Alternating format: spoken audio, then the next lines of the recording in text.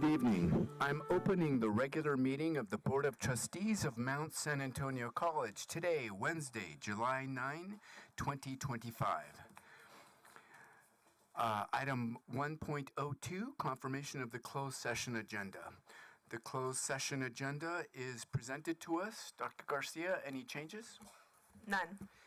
Seeing none, the closed session agenda is confirmed as presented. Item 2.01, public communication. At this time, the Board of Trustees will listen to communications from the public on matters that are listed in the closed session agenda, which is consistent with the Government Code, Section 54954.3a.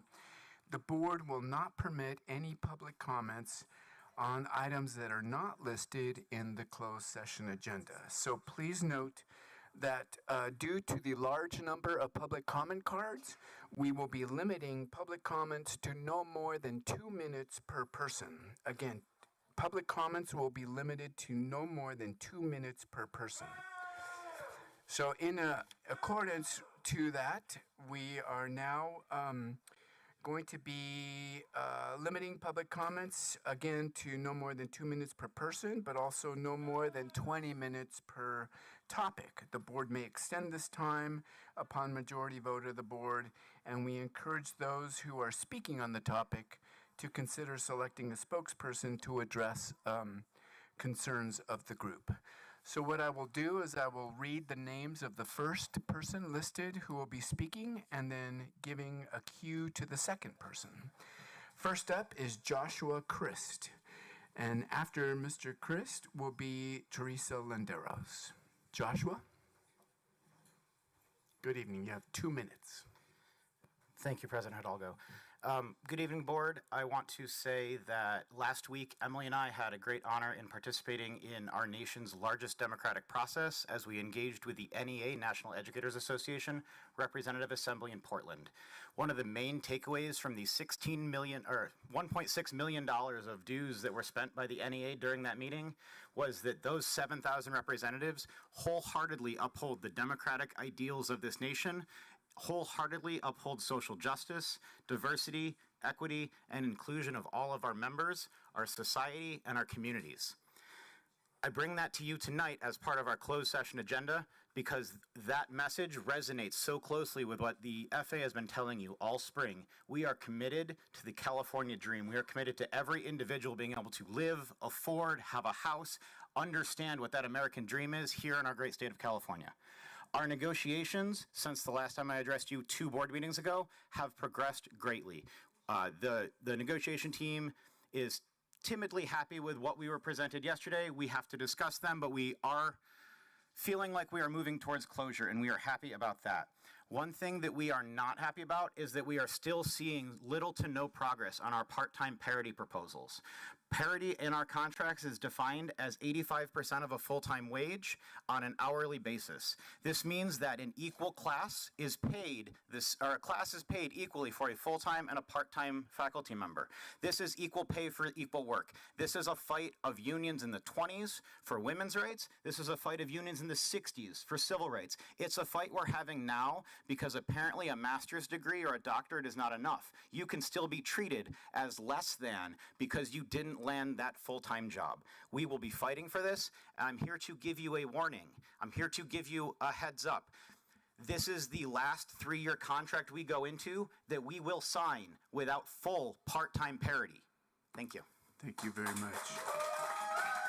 Next up is Teresa Landeros, and after Ms. Landeros is Michael Harper. Teresa? Good evening. You have 2 minutes. Good evening. My name is Teresa Landeros. I'm a proud Mount SAC alumna, and I've also been a dedicated part-time faculty member here at Mount SAC since 2004. First, I want to thank you all board members and President Garcia also for including part-time faculty in the 2035 strategic plan, specifically in the framework of healing-centered engagement. I was truly honored, and also I have a strong source of hope of the progress that this is, says for part-time faculty. Sadly, though, I was informed this morning that we were only offered a 0.7% raise. And for me, this equates less than $1 per hour, which is less than like $40 a class per semester.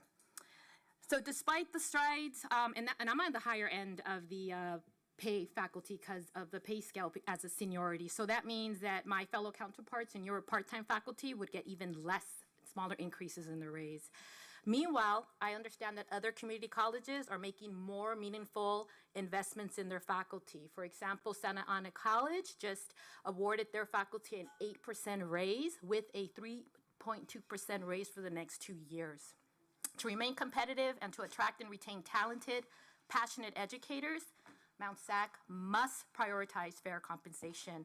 Many part-time faculty members give up a lot. They can't buy a home. They have to delay starting a family. They have to juggle multiple positions in different sites. Some of them even have been forced into homeless having to live into their cars. So I urge the board to make meaningful improvements for part-time faculty and fair compensation.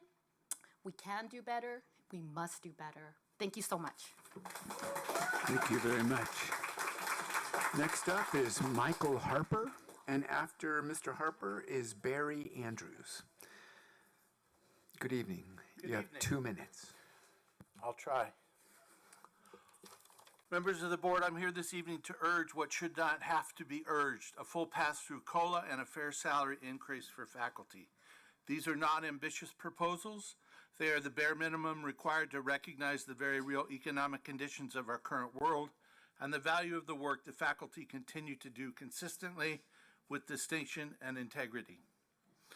We find ourselves in a deeply frustrating and frankly absurd position of having to ask repeatedly for what is already ours. COLA is not a bonus. A fair raise after more than a decade without one is not a reward. These are not aspirational, they are owed. Our president has received a 6% raise in order to stay competitive with her peers at neighboring colleges, where faculty at some of those colleges have received raises of up to 13%. What has been offered in the way of a raise is not significant or competitive. The faculty have been offered 0.7%, less than a percentage point, a tank of gas a month, 2 bags of groceries. A modest raise is not just about numbers, it's about respect and the long-term health of our campus community. To describe the current offer as a step in the right direction would be generous. Truthfully, it is a feeble gesture more than a solution, and one that fails to meet the imperatives of the moment. This signals a dynamic that is hard to accept, a normalization of inequity. We are asked to remain patient, to wait, to keep showing up for conversations that never actually precipitate real and fair compensation. But we are no longer willing to play our part in this dysfunctional paradigm. Faculty have been consistent and fully committed to the students, to teaching, and to the mission of the college. This isn't just about morale, it's about dignity. However, we are expected to continue our work under current conditions while being treated as an afterthought in the myopic and adversarial hive mind of the administration. Thank you very much. Your time is up. Appreciate that. Next up is Barry Andrews. After Barry Andrews is April Tellez. Good evening. You have 2 minutes. Thank you. In front of you is a paper called The 10-Year Summary of Faculty Salaries. I ask that you please pull it out because 2 minutes does not give me enough time to talk about the issues that I did the research on. But I do ask that you pull that in front of you because there's a significant chart on the back that I want to talk about at the very end of this presentation. The reason I'm here is over the last 10 years, my research through ChatGPT has shown that that salaries have gone up for faculty about 36% over the last 10 years. The CPI index, the inflation index, has gone up the exact same amount. So over the last 10 years, faculty has just been treading water with inflation. And we've had to come every summer, most of my peers behind me have had to come to stage protest and to speak to you in these sessions and to have faculty negotiations that go well beyond the end of the fiscal year in order to just get the cost of living that has already been given to the school by the state of California. So that has been very frustrating. But the big issue is that's not even the biggest issue when it comes to faculty salaries. On your paper, you can see in red font several of the federal state and Mount SAC initiatives that have been put on faculty over the last 10 years. Now, these are good initiatives. Things like DASA, things like mapping, student mapping, things like RSI that improves the quality of education. Those are good things, but they added workload to our workload. And yet each year, Mount SAC says that they can't afford to give us any raises to go with this workload. On the back of the page is a chart that shows how much the Federal Reserve, the reserves have gone up the last 10 years. It's more than doubled. Andrews. Your time is up. Thank you. Next up is April Teles. And after April is Judy Lawton. April Teles. After April, it's Judy Lawton. Good evening. Good You have evening. 2 My minutes. name is not April Tejas. My name is Michelle Nava, and I work in the English department. I'm speaking to you today because the district recently offered. Is April Teles not here? I'm speaking on behalf of her. Okay, thank you. Okay, thank you. I'm speaking to you today because the district recently offered faculty a second professional growth increment, PGI, for doing DASA work. We are happy that they offered us this opportunity to learn and incorporate what we learn into our teaching while also being paid for the additional work that training on this subject matter entails. The devil, however, is in the details. Full-time faculty currently have a PGI in our contract, and in order to receive that stipend, we must complete 96 hours of professional growth training.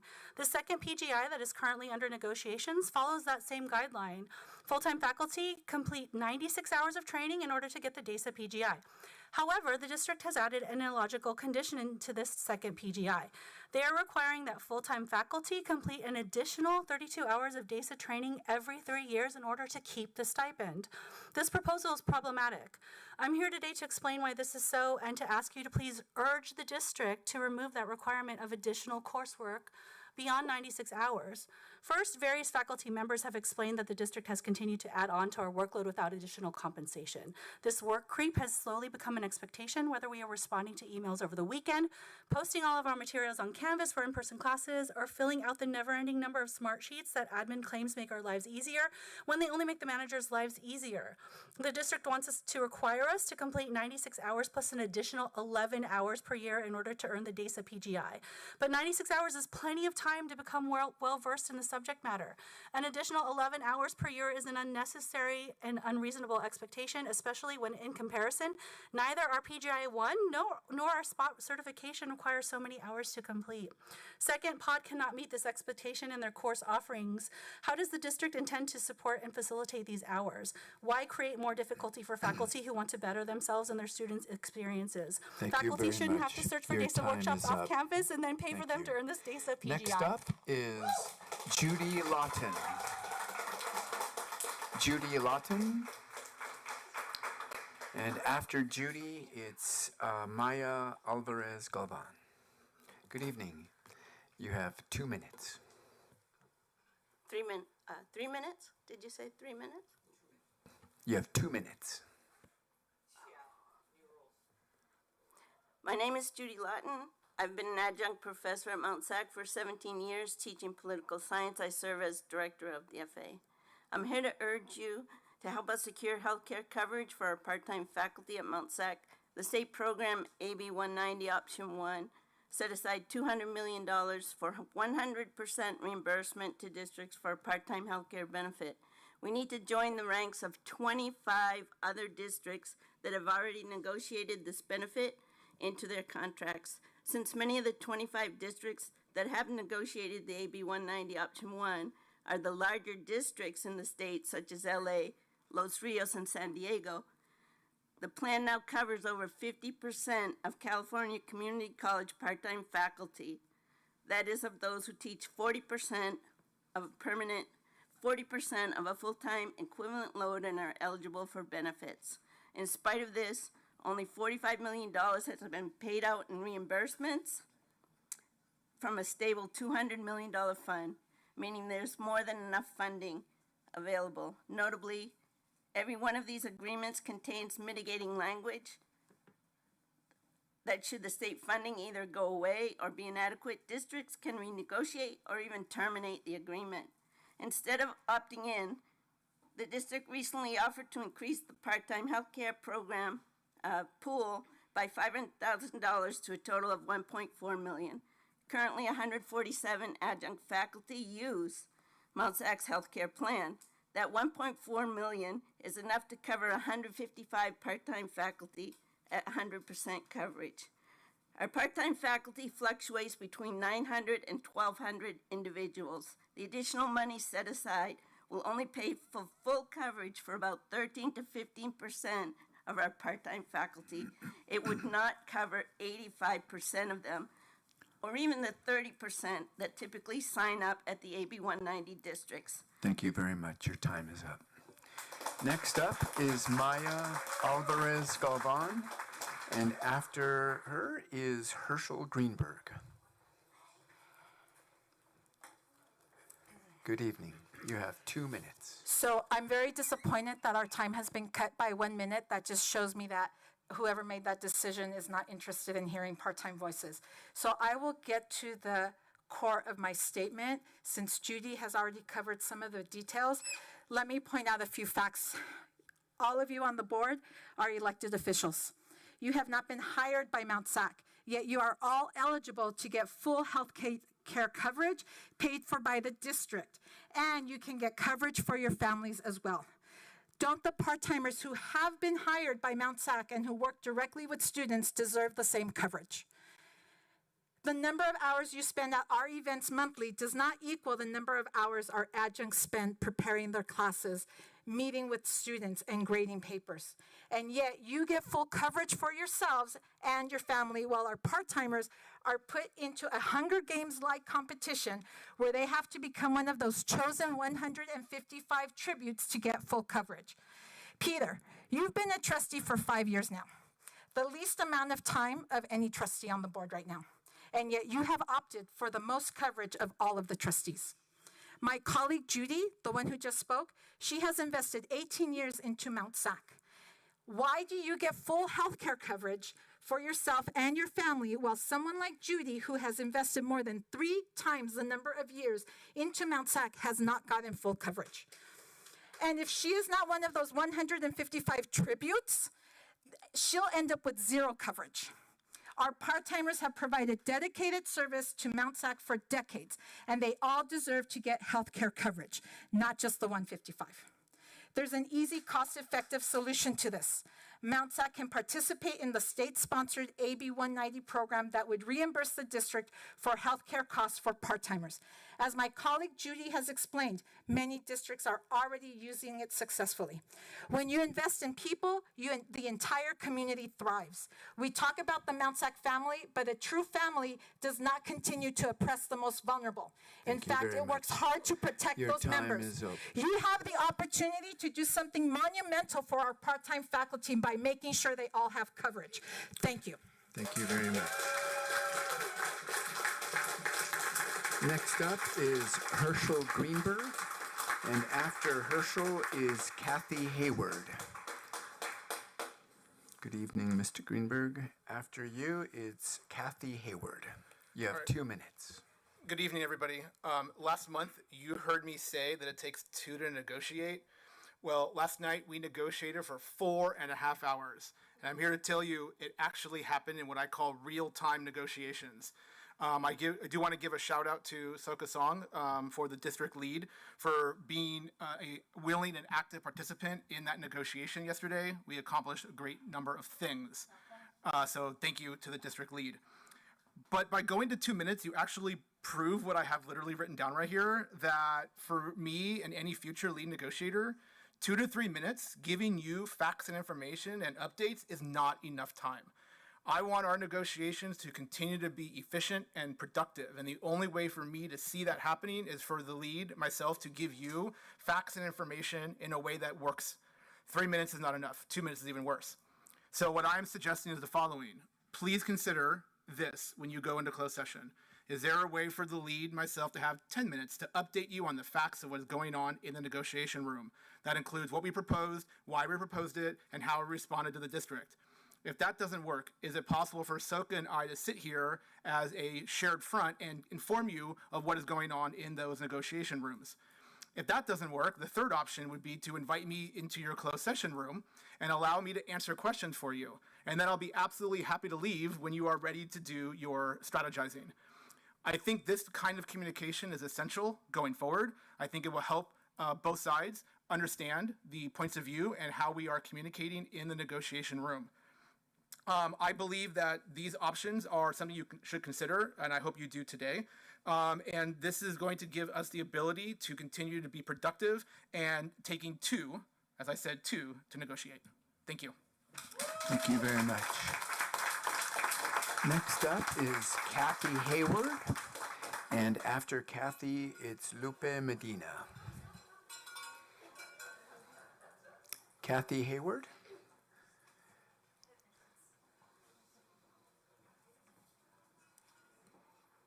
Good evening. You have 2 minutes. Thank you. Good evening, Dr. Garcia and Board of Trustees. My name is Kathy Hayward. I'm currently an Administrative Specialist 3, where I support the facilities planning team. I was hired during the pandemic and had the honor of supporting Mika Klein until she passed. Tonight I sit here before you as the lead organizer for CSEA Chapter 262. Every morning across Mount SAC's campus, something remarkable happens. Offices open, classrooms fill, students are guided. But beneath that quiet efficiency lies a growing strain, one that risks breaking the very foundation we rely on. Classified staff and faculty are holding this college together.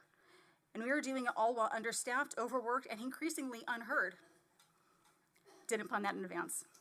From CSEA's 262's recent survey, an overwhelming 236 respondents have responded so far, with more coming in, and the preliminary numbers are telling a very powerful story. Nearly half of the staff report a vacancy in their department, and 75% of them say it's been unfilled for more than 6 months. Some have reported waiting over a year. 68% say their department needs more classified employees. 53% say the workload is too much, but they find a way to make it happen anyways. Over 60% have reported working through their lunch or answering emails after hours. Most alarmingly, over 60% say their jobs have become steadily, increasingly stressful. And these aren't just numbers, these are warning signs. This is unsustainable and it is costing us. According to the Society for Human Resource Management, turnover costs can range from 50 to 60% of an employee's salary. The National Safety Council puts an annual cost of fatigue-related productivity loss at $136 billion with a B dollars across all U.S. employers. And burnout? It's one of the top drivers of absenteeism, resignations, and long-term disability claims in public institutions. We understand budget constraints and we understand the state of the economy, but what we don't understand is silence. The lights are still on and the doors are still open, but at what cost and for how much longer? Following me, you'll hear directly from Your time is up. From just a few of the many impacted 262 members as well as 262 leadership. This is your opportunity to demonstrate that those who support Mount SAC every single day and often behind the scenes are not invisible, not expendable, and we are not alone. Next up is Lupe Medina. And after Lupe, it's Elizabeth Long. Good evening, Miss Medina. After you, it's Elizabeth Long. Welcome, you have 2 minutes. Good evening. My name is Guadalupe Medina, and I have been part of Mount SAC since 1996, starting as a student. I currently serve as the Education Coordinator for the Child Development Center and have proudly been a member of CSEA Chapter 262 for over 20 years. I'm here tonight to ask the Board to address the critical staffing shortages at the CDC. We have 9 early childhood development specialists providing care and education to over 150 children. These specialists are the only full-time staff in the classroom. The rest of the support comes from student assistants who are limited to 20 hours per week and no more than 195 days per year. Specialists carry the primary responsibility for keeping classrooms safe, clean, inclusive, and aligned with strict licensing and accreditation standards. Because of this, they're counted in the required child-to-adult ratios roughly 90% of the time, meaning they're actively engaged on the floor with children throughout most of the day. On top of that, specialists are required to complete developmental profiles for each child, twice per year. Each assessment involves collecting 60 to 100 pieces of qualitative data, written observations, photos, work samples, and parent input. These assessments take considerable time and care. They also plan and execute weekly individualized lesson plans that support all areas of child development: social, emotional, cognitive, physical, and language. Additionally, our specialists mentor between 80 to 100 student workers, as well as lab students who complete fieldwork and observations in the classroom. Before my current role, I was a specialist for 15 years. I know firsthand how physically and emotionally demanding this job is. We continue to face serious difficulties with hiring and retaining student workers. Turnover is the highest it's ever been, and most days we are operating just at ratio. The consequences are real. Staff are experiencing burnout, fatigue, and mental health strain. And more importantly, children are missing out on important learning and emotional support because there just aren't enough adults in the room. Thank you very much. Your time is up. Thank you for your time. Next up is Elizabeth Long, and after Ms. Long is John Orr. Good evening. evening. My name is 2 Yvette. minutes. I'm reading this on behalf of Liz Long. I apologize that I cannot personally be here to communicate my thoughts and concerns, but due to the cost of living, I've had to take a second job. I come to you not in any accusatory fashion, but in the spirit of love, gratitude, collaboration, and concern for Mount SAC. I came to Mount SAC in 2022 from the K-12 system and was convinced that I had made it to the educational promised land. I had never worked in a space that prioritized students like we did. Alarmingly, over this last school year, I've seen and felt shadows of the harmful operational dysfunctions I experienced in the K-12 system creep into Mount SAC spaces. As an Admin 3 in Student Services and a public-facing program, we have felt the full brunt of all the trickle-down dysfunctions and difficulties brought on because of the hiring frost and changes in management culture and/or lack of management due to vacancies. This year has been full of policy changes from every corner of the campus. We get that these have all been an effort to streamline and improve our school. However, the management shakeup and growing dysfunctions in management culture, in addition to these policy changes, have resulted in trickle-down dysfunctions. The one most reminiscent of the K-12 dysfunctions I thought I escaped is a lack of proactive communication and gatekeeping. We don't know if a form or a process has been changed until something we submit is rejected and we're told there's a new policy in effect. There's always results in needless additional work, stress, and oftentimes delayed payments, POs, higher start dates, or facility reservations. To get in front of these dysfunctions, admins have had to essentially do double the work. Instead of simply writing up a P card charge, we have to get pre-approval from the charge from directors, deans, sometimes even fiscal itself before we can make the purchase, and then write it up like normal. This was typically the case with large purchase items, but this reactive thinking has compounded our lives even for the buying of basic supplies. Sometimes these measures still result in a roadblock even though we cleared it with everyone up the line in a no-win scenario. This year, managers, in efforts to maneuver other managers, imposed last-minute arbitrary purchasing deadlines to balance budgets and make end-of-the-year purchases. But instead, that effort, putting the fire at the intended managers fail it crashed into the admin's lap. This resulted in stressed out, sometimes teary, late nights, knowing that if we did not make the purchasing deadlines 3 days from the time we advised it, our students would miss out on end-of-year facilities. Thank you very much. Your time is up. Next up is John Orr, and after Mr. Orr is Jessica Draper. Good evening, Mr. Orr. Hey. You have 2 minutes. Right. John Orr, HR, EEO, compliance, and recruitment. So I was hired full-time 2 years ago. At the time, recruitment was made up of 10 people. Now we're 5. During that time, we've taken on new duties, including we're now responsible for all the employee badges. We do live scans now. We process all the temp paperwork and many other duties that have been added on yet. We are scrambling to figure out who's going to do what because it changes every day. And again, we just keep shrinking. I understand we're under hiring frost. I think to understand what that is, we have to look at the numbers. So the hiring frost started in the 23-24 fiscal year. In 22-23, we hired we posted 35 faculty positions. The following year, we posted 8. This year, we posted 9. So that's about a 73% drop in faculty hiring.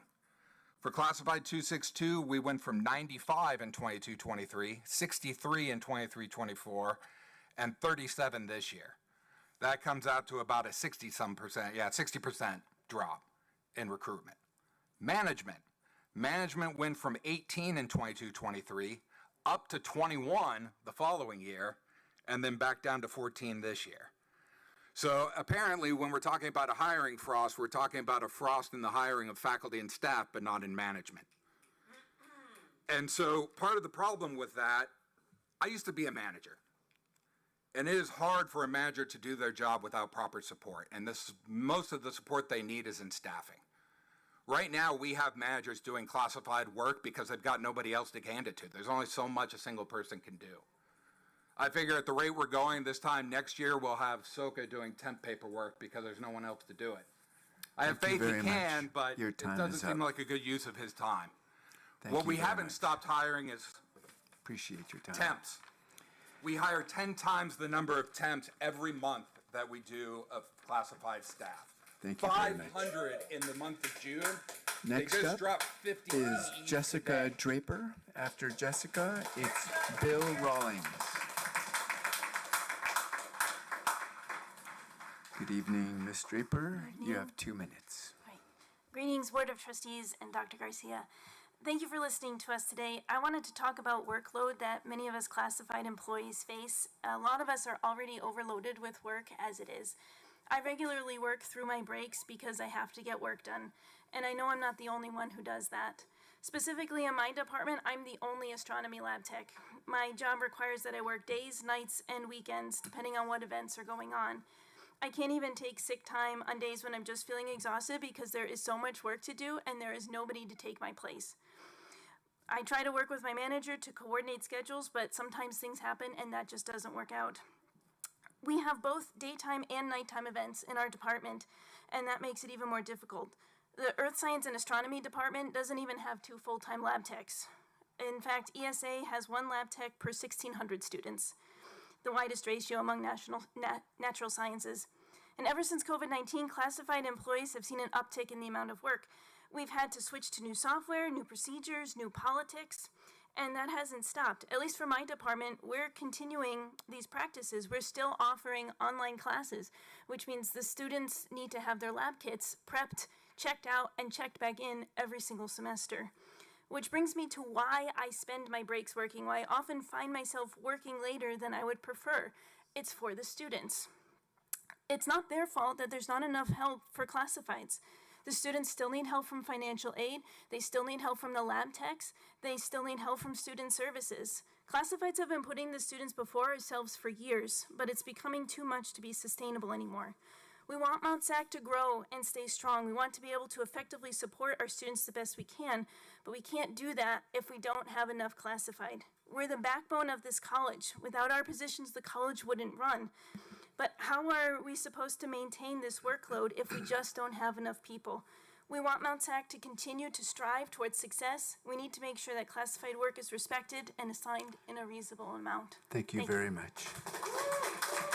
Next up is Bill Rawlings, and after Mr. Rawlings is Lisa DiDonato. Good evening. Good evening, everyone. It's always lovely to see you all. So on the same theme, I wanted to share some of the work that's being done in academic technology, particularly with library and learning resources. So my team supports really the Laptop Loan Program and the library itself, Library Learning Resource Division. So I wanted to give that a little bit of a caveat because the library also is picking up a really hugely increased amount of work. So back in 2005, we hired a lot of our permanent part-time folks. And at the time, I ended up with 4 FTE, supporting around 428 devices. Now we're supporting 9,135 devices with 4.5 FTE, 5 FTE roughly. We have some folks that are part-time still. One of them, their last day is tomorrow because there really is just no future for them here. There's no full-time position available for them. There's not a career progression path for some of these part-time folks. We have a lot of short-term hourly that are helping backfill and cover it all.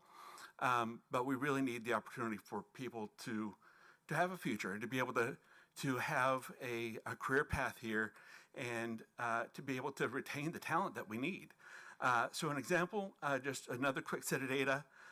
In the 23-24 academic year, our team performed 2,619 tickets.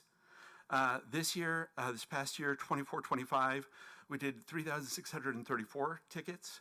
That's a 39% increase year over year, with half 1 to 0.5 FTE decrease in staffing. Other areas of campus within academic technology have been so busy that they actually have taken some members of my team and assigned them to other parts of campus. So we really need the help, and I think that's the theme you're hearing tonight. So thank you all. Thank you very much. Good to see you. Next up is Lisa DiDonato, and after Lisa, it's Patty Duffy.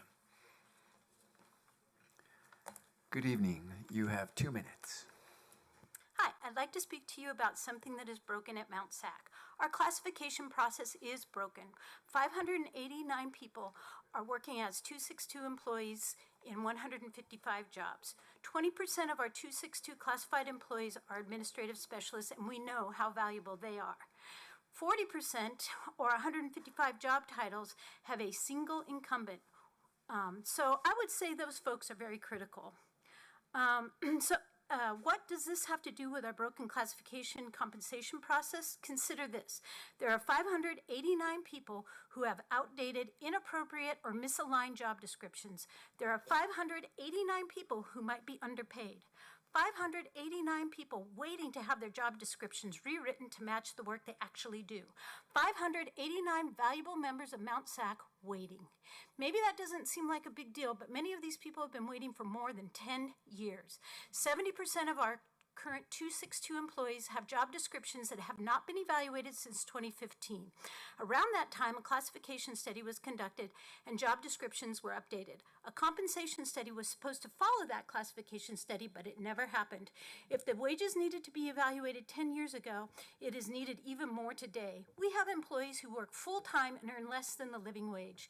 Think about standing in a line waiting. Standing in a line goes wrong when line etiquette is violated. Our members have experienced these violations, promised deadlines. It's frustrating when you are told you will only need to wait 10 minutes, and then an hour later you still haven't reached the front of the line. How about 10 or more years? Cutters, we all hate those people who jump the line. Wow, that makes us mad, especially when you've been waiting for over 10 years and witness others, maybe even new employees, get their job reevaluated and consequently more compensation before you do. Or how about when you wait in a line for a long time and the ride breaks? We have basically experienced this too. Being told, sorry, we have no money, so we can't do this.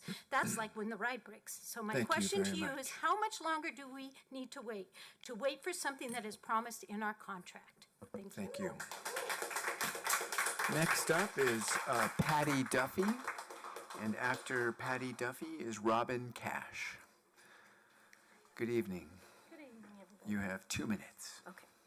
Thank you for letting me speak tonight. The pandemic experience helped shape the remote work agreement that we currently have with the district. In 2022, the negotiation team put together a solid remote MOU that addressed the college's operational needs and the work-life benefits employees wish to maintain. Our current agreement provides a balanced, hybrid remote work schedule based on the incumbents' responsibilities and their roles. It prioritizes departmental operations, especially when directly supporting our students. The MOU was scheduled to be reviewed after a year of being implemented, but that took more than a year to get fully off the ground. It was delayed or blocked due to uneven adoption practices across the college. I want you to know that in this year's negotiations, the district and 262 collaboratively worked together to get the kinks out of our MOU, addressing any language that was creating confusion and controversy. We were near full agreement when we heard from Governor Newsom's executive order. CSEA did our research and found that the order does not apply to our college. Although the district accepted that fact, they explained they wanted to follow the governor's guidance and propose significantly fewer remote work days per week than the original agreement of up to 3. They gave no operational reason for it, just the proposal. And then a few weeks ago, the governor announced an agreement with the unions to keep their current remote work schedule. No reduction. We should follow his lead on this now. There is significant research, and all agree on the benefits of remote work for employees: cost savings, freedom and flexibility, time saving, comfortable, personalized locations, space for deep focus. A lot more of our work is individual as compared to collaborative. Stress reducing, far less interruptions and avoidance of office politics. For employers, There's a cost savings, all the costs associated with employees in the workplace, reduction in absenteeism, recruitment and retention, productivity and time saving. Employees are more productive and meetings can be held almost immediately. Thank you very much. We can effectively collaborate. Your time is up. I just want you to know that remote work is very much significant, like the 40-hour work week was when it was implemented more than 100 years ago. Thank you It took very years much. to be accepted and Next a law up to get it is passed. Robin Cash, and Please after take Robin, this seriously and please it's enhance our Kristen environment. Green. Robin Cash, and after Robin is Kristen Green.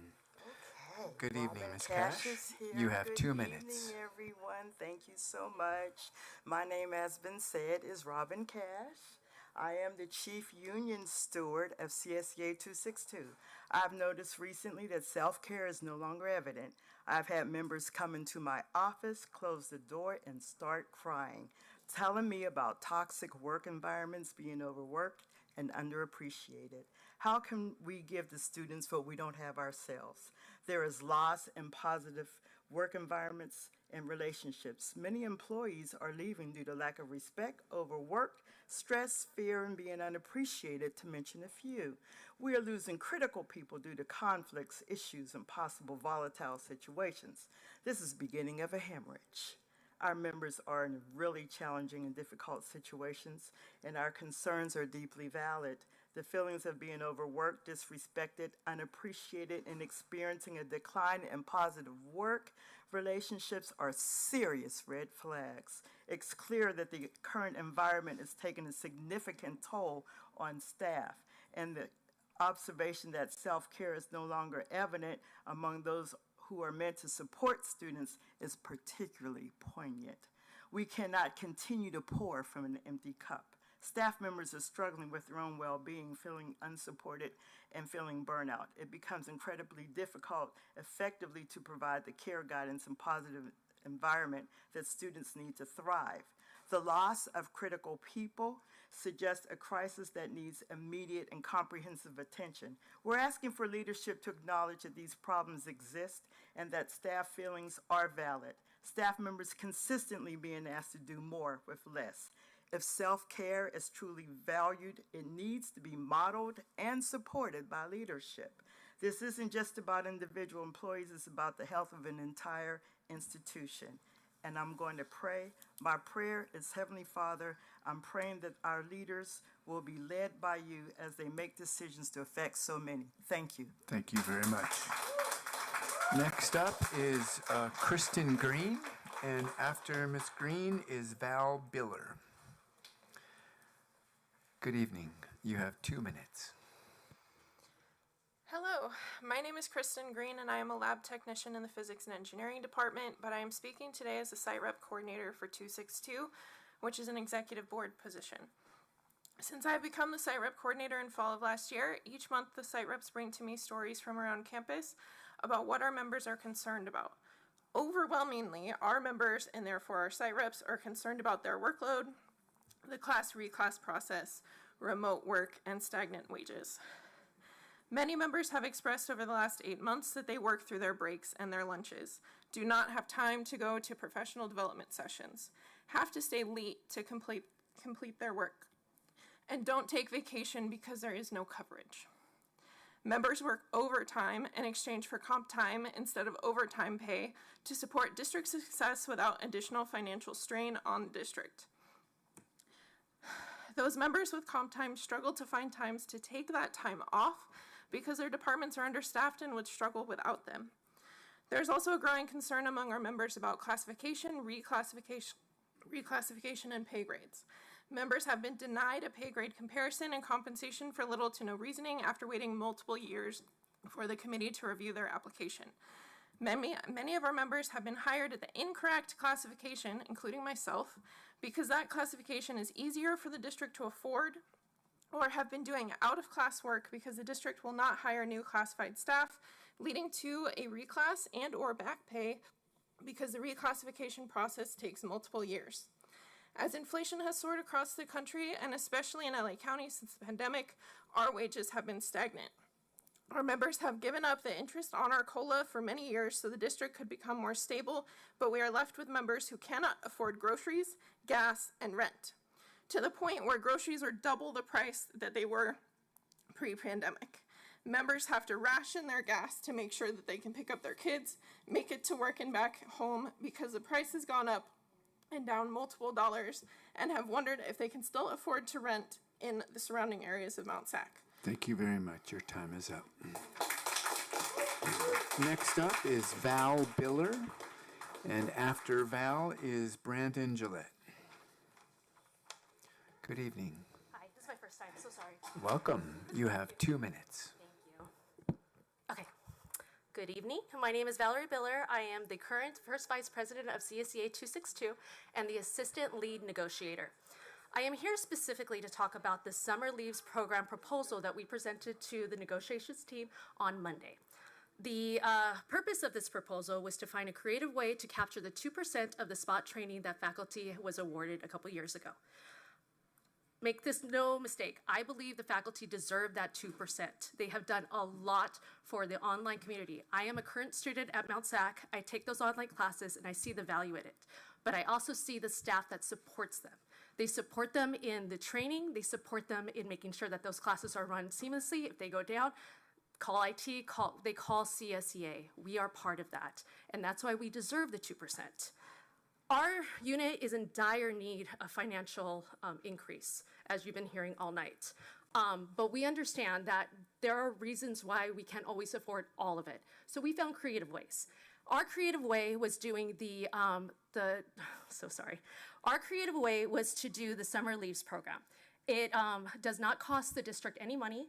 It allows for the families to be able to continue their 8-hour days through the summer instead of having to have the, I went off script, so sorry, to find ways to not have the hardship of being away from their families longer during the summer.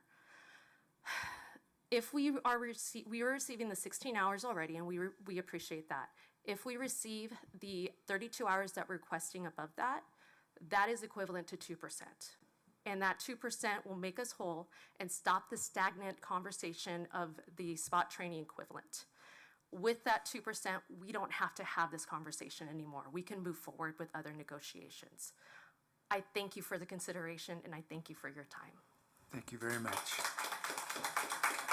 Next up is Brandon Gillette, and after Brandon, it's Tanya Anders.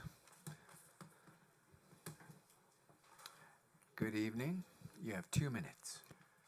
Members of the board, tonight you have heard from individual members of your classified unit. You have merely gotten a glimpse into the world we are living every day here at Mount SAC. From workload issues to expanding job complexities, organizational chaos, insufficient wages, insufficient respect, and struggling to provide the top quality service to our students that we all want to provide. President Garcia was not here when the employees of this campus sacrificed and struggled under the burdens caused by the pandemic and the associated financial uncertainty. She does not understand how we willingly committed funding from our own pockets to support this institution and our students. She does not understand that the employees of this campus have a perfect track record of hoisting this institution on our backs and marching us across the finish line for every single financial downturn over the last 30 years. Every single one. She does not understand that when the next financial downturn comes, we will do it all again, because that is who we are as an institution. She does not understand that we are owed reciprocation. I want to say that again. The employees of this campus are owed reciprocation. And she does not understand that it is precisely because this campus can count on its employees to carry it through that Mount SAC is financially secure in providing that reciprocation. But all of you understand that. All of you have been here to witness the resilience and devotion of Mount SAC employees. President Garcia is relying on your guidance in these matters to connect her to the heart of campus culture at Mount SAC. We as employees are relying on you to provide that guidance for the sake of our campus and for the sake of our students. Please give her the guidance she needs. What happened here, the disrespect of cutting our time at the last minute when everyone had prepared this. This culture that we have now, this is not what a culture of care looks like. Thank you very much. Next up is Tanya Anders. Good evening. You have 2 minutes. Good evening, everyone, and welcome, Joe. I'm sure you're excited to join the team when we're all asking for money. I wanted to add a new aspect that you haven't heard today yet. You've heard a lot of really important things, and I just wanted to add a perspective from the Senate. Our contract affects the work of the Senate. If we are working without a contract or a contract that is being negotiated in hindsight, then there are certain things that the Senate cannot do. Do you know that we are relied upon for the 10+1, and 3 big key areas in that is our curriculum, our professional development, and student preparation and success. And so one aspect that is impacted, for example, is part of our contract is Appendix E. That's where all the positions are listed that faculty can fulfill in addition to their teaching load and get some release time for it. There are very important positions in there. Curriculum, faculty professional development, accreditation, our expertise that we are contributing to these very important areas. Last year, and this year again, I have to tell people that I am appointing to those jobs. This is pending contract negotiations. So last year, for example, we had positions end, the AB 705 coordinator positions. So what happens then? Those faculty that were relying on those LAG, they have to go back into the classroom. So now they're taking away classes from our part-time faculty because full-time faculty have to fulfill their load. So that's another equity issue. We also are seeing issues with workload creep and therefore faculty not offering to serve on committees as much anymore. I have a hard time filling committee positions. And we are part of shared governance. We are losing out on shared governance because faculty don't have the time to do it. Thank you very much. All right. At this time, the board will adjourn to closed session to discuss the following closed session item. 3.01, Conference with Labor Negotiator, Soka Song, CSEA 651, CSEA 262, and the Faculty Association, Dr. Martha Garcia, Management and Confidential Employees. Thank you.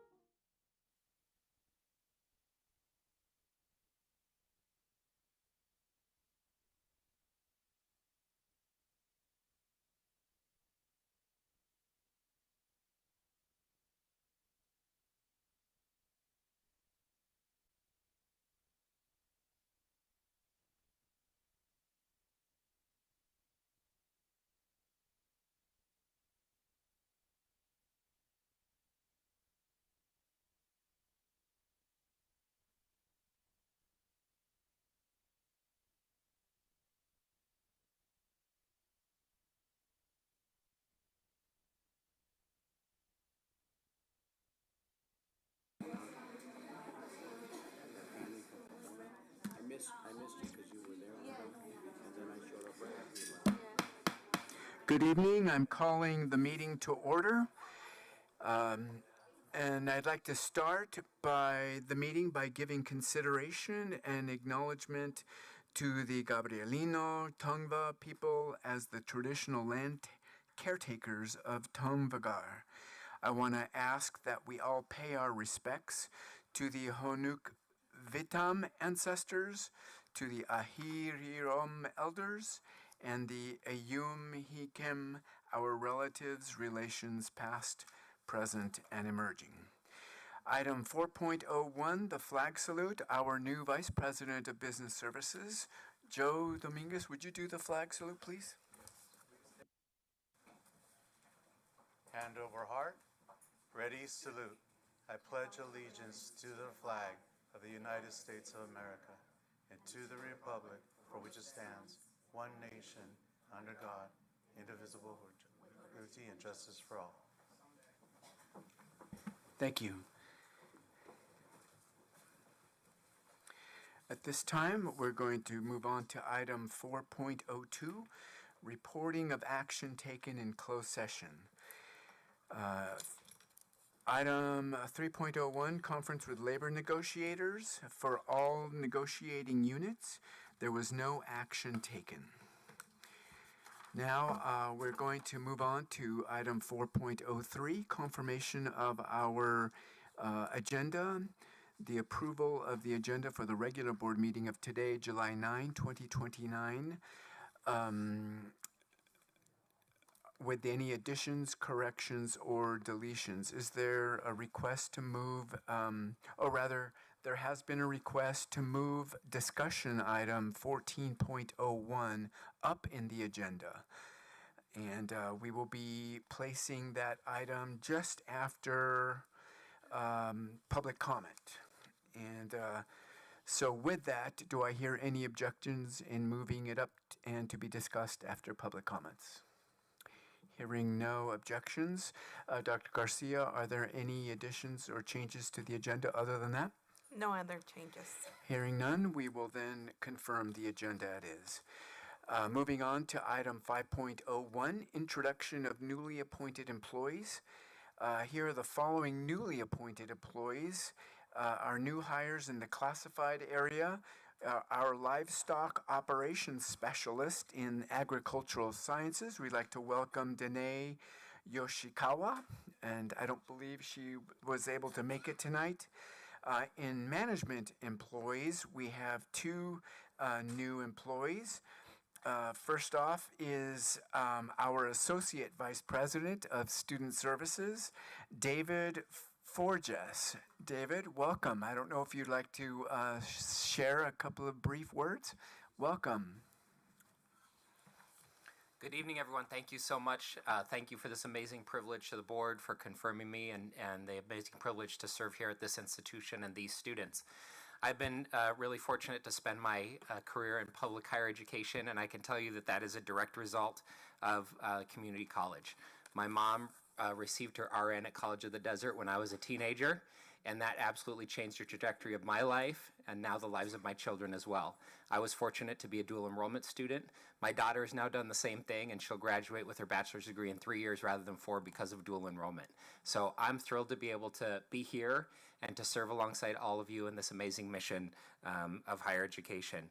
I've been fortunate the last 12 years to serve at Cal State Fullerton, and I feel like so many of those students are our students as well here, in addition to serving on the faculty there in their educational doctorate program, preparing community college leaders, and I actually have a couple of my students that are employees here as well. So I'm thrilled to join an institution that I've heard so many great things about, and really to be able to learn and to grow and to continue to serve. So thank you so much. Thank you very much and welcome. Next is our brand new Vice President of Administrative Services, Joe Dominguez. Joe, welcome. Did you want to say a couple of brief words? Thank you for this opportunity. Excited to be part of Mount SAC family.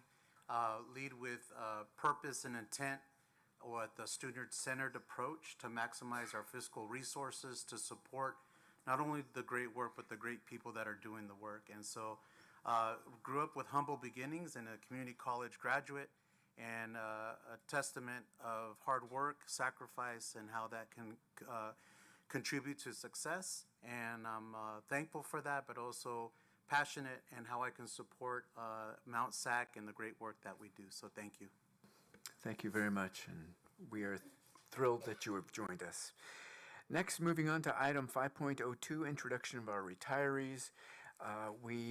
After 24 years of service to Mount SAC, our coordinator in language learning, Peggy Marcy, is retiring, and I don't believe Peggy is here, but we want to acknowledge and express our appreciation to her for her dedicated 24 years of service. Moving on to item 5.03, a moment of silence.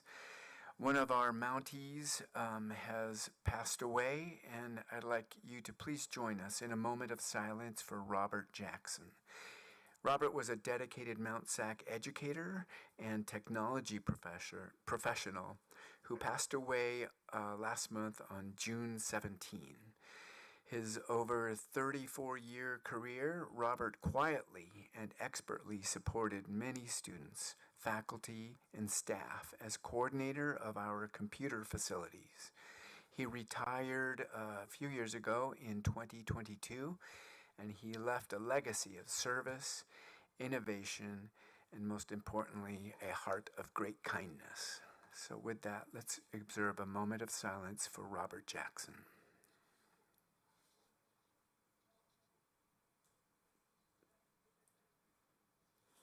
Thank you very much. Moving on to item 6.01, approval of our minutes. I'm seeking approval of the minutes of the regular meeting of June 25, 2025. Is there a motion? It's been moved. Is there a second? Second. Student trustee? I approve. All those in favor say aye. Any opposed? Motion carries. Thank you. Moving on to item 7.01, public communication. At this time, the Board of Trustees will listen to communications from the public on items that are on the agenda, as well as matters that are not on the agenda, but are within the subject matter jurisdiction of this Board of Trustees. Under provisions of the California Brown Act, the Board is prohibited from discussing or taking any action on these oral requests that are not part of the agenda, and comments are limited because of the large number to no more than 2 minutes per person. So at this time, we're going to call public comment, and I have my cards here. First up is Carolyn Robinson, and after Ms. Robinson, we have Mary McGuire. Welcome, Ms. Robinson. You have 2 minutes. Of the Board of Trustees. I am one of the engineering professors and the former department co-chair for the physics and engineering department. I am here to respectfully urge the president and the Board of Trustee members to please approve the permanent institutionalization of the Makerspace. The Makerspace is a vital resource for the architecture, continuing education, and engineering students on our campus. This past academic year, thanks to our Vice President of Instruction, Dr. Kelly Fowler, and our Natural Sciences Division Dean, Denise Bailey, the Engineering Department was able to offer temporary, however, extremely limited access to the Makerspace for the students enrolled in our engineering lab courses. The Makerspace is a catalyst for innovation and learning. It is more than just a physical place or space with a collection of tools. It's a dynamic hub for creativity, problem solving, critical thinking, and interdisciplinary collaboration, especially for STEM students. The space specifically provides students with hands-on experiences in design, prototyping, fabrication, and technological exploration. The Makerspace also increases equitable access to specialized equipment, tools, and expertise that might otherwise be unavailable to many students. I am here to respectfully request that the Board of Trustees take decisive action to institutionalize the Makerspace. This includes allocating a permanent operational budget to cover materials, maintenance, and equipment upgrades, establishing a dedicated full-time equipment technician and a part-time equipment technician for the Makerspace management, technical support, and instructional assistants, and formally integrating the makerspace into the college's academic and strategic planning. By institutionalizing the makerspace, the board will be making a profound investment in the future success of our students and the continued excellence in the college. It is an investment in innovation, equity, and practical skills that will empower our students to thrive in an ever-evolving technological world. Thank you very much. Your time is up. Thank you for your time. Next up is Mary McGuire, and after Mary is Michael Harper. Mary's not here. All right. No Mary. I've been told that Mary is not here, so we will move on to Michael Harper. After Michael Harper, we have Michelle Nava. Good evening, Mr. Harper. You Good have evening. 2 minutes. Thank you for allowing me to speak yet again. I'll give you the Cliff Notes version. I almost finished. I'm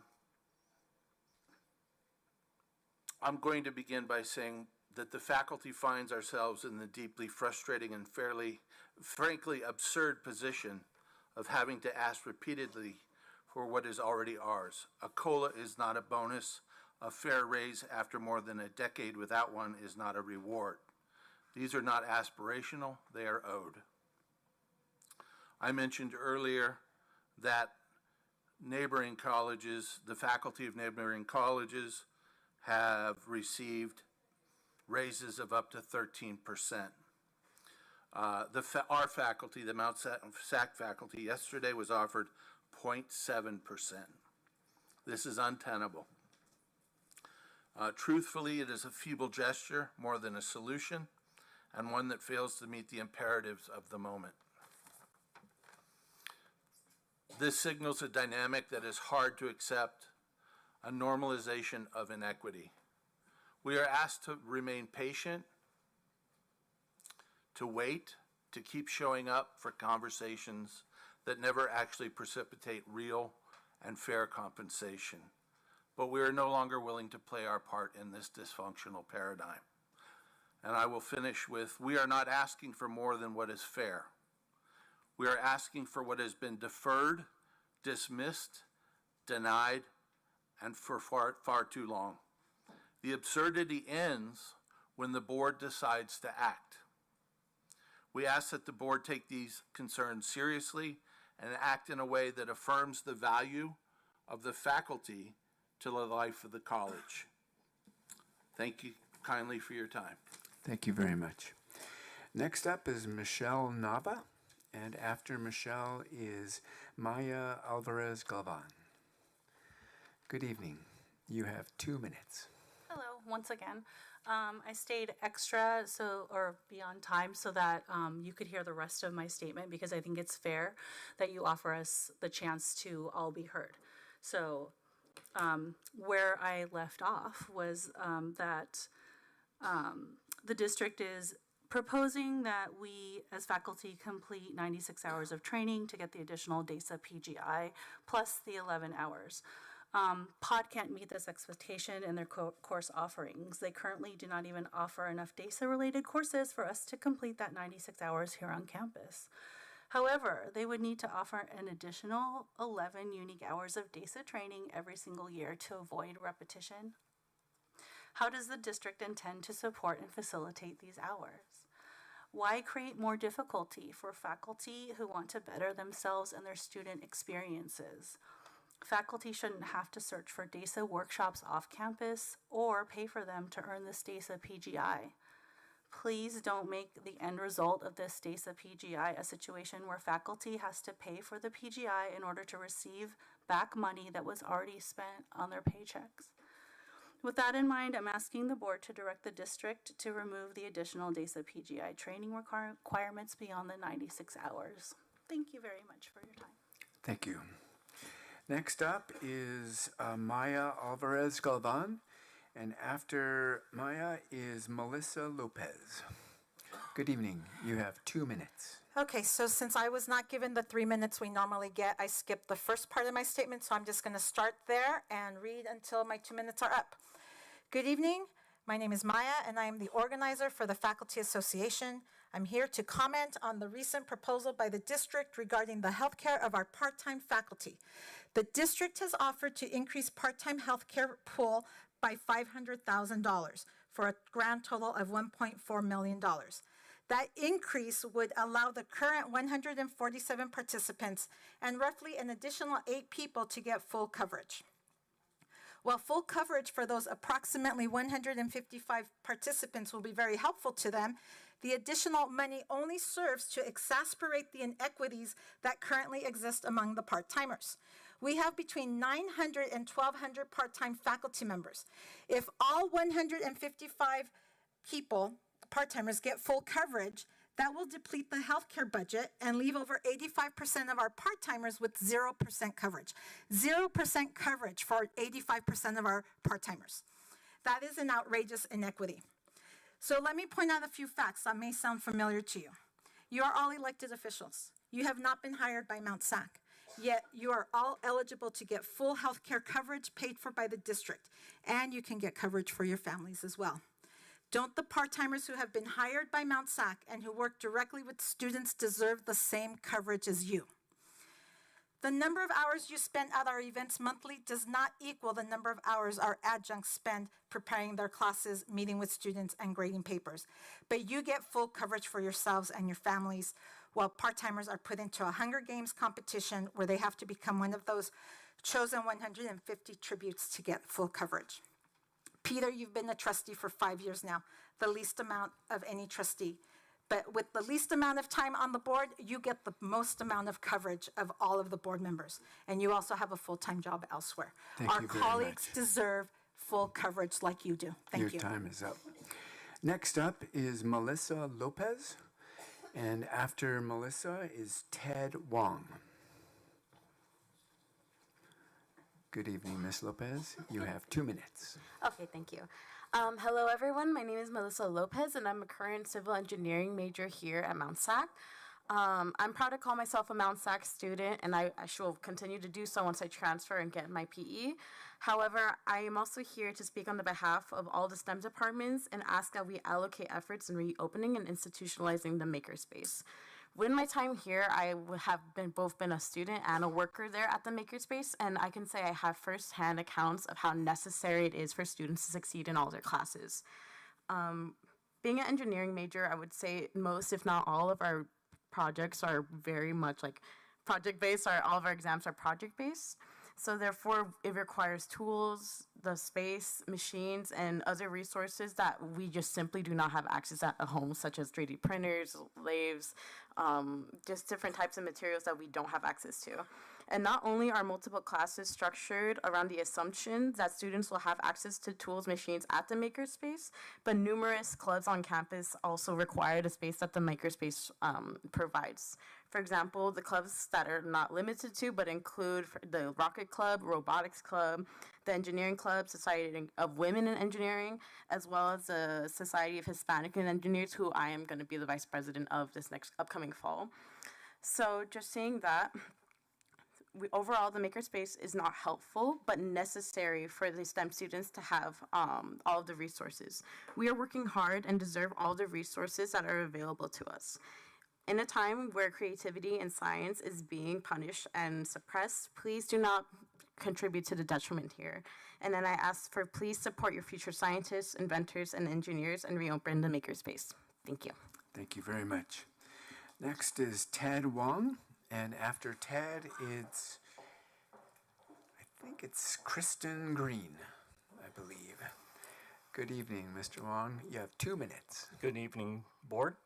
Hi, my name is Ted Wong, and I am an engineering adjunct professor and a faculty advisor for the rocketry team and other student STEM-related research projects here at Mount SAC. In addition, I'm employed full-time as an engineer for a local aerospace company. I'm here to make public comment in regards to the funding and the reopening of the makerspace here at Mount SAC.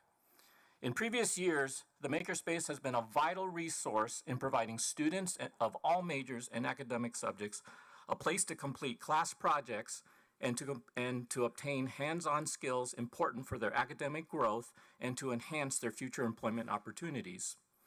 In our physics and engineering department, we formulate project-based learning curriculums.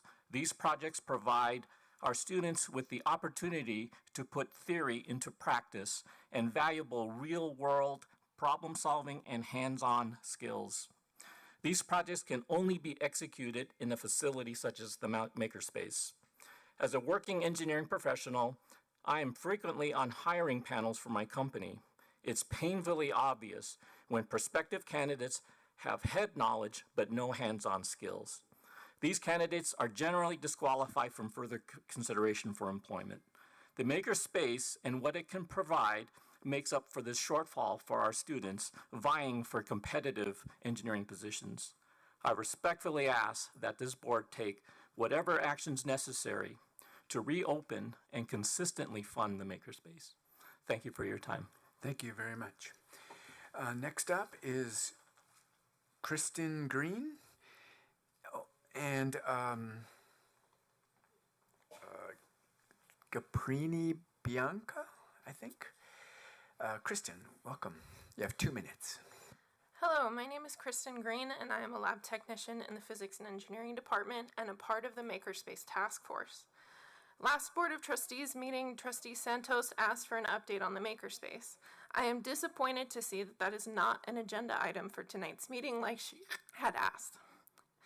As part of the Makerspace Task Force, I am happy to give an update. In the past year of meeting, we have discussed the goals and mission statement of the Makerspace.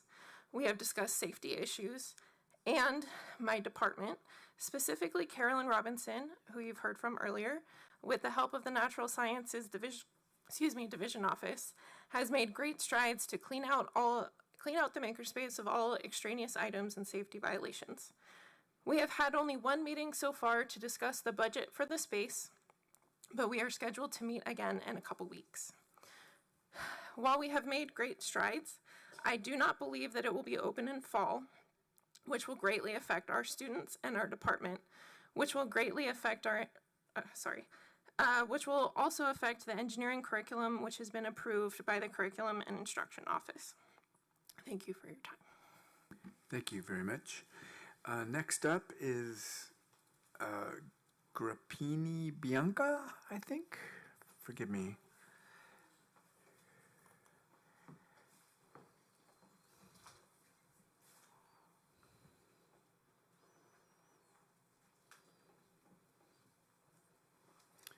Good evening. Forgive me, I can't read the writing here.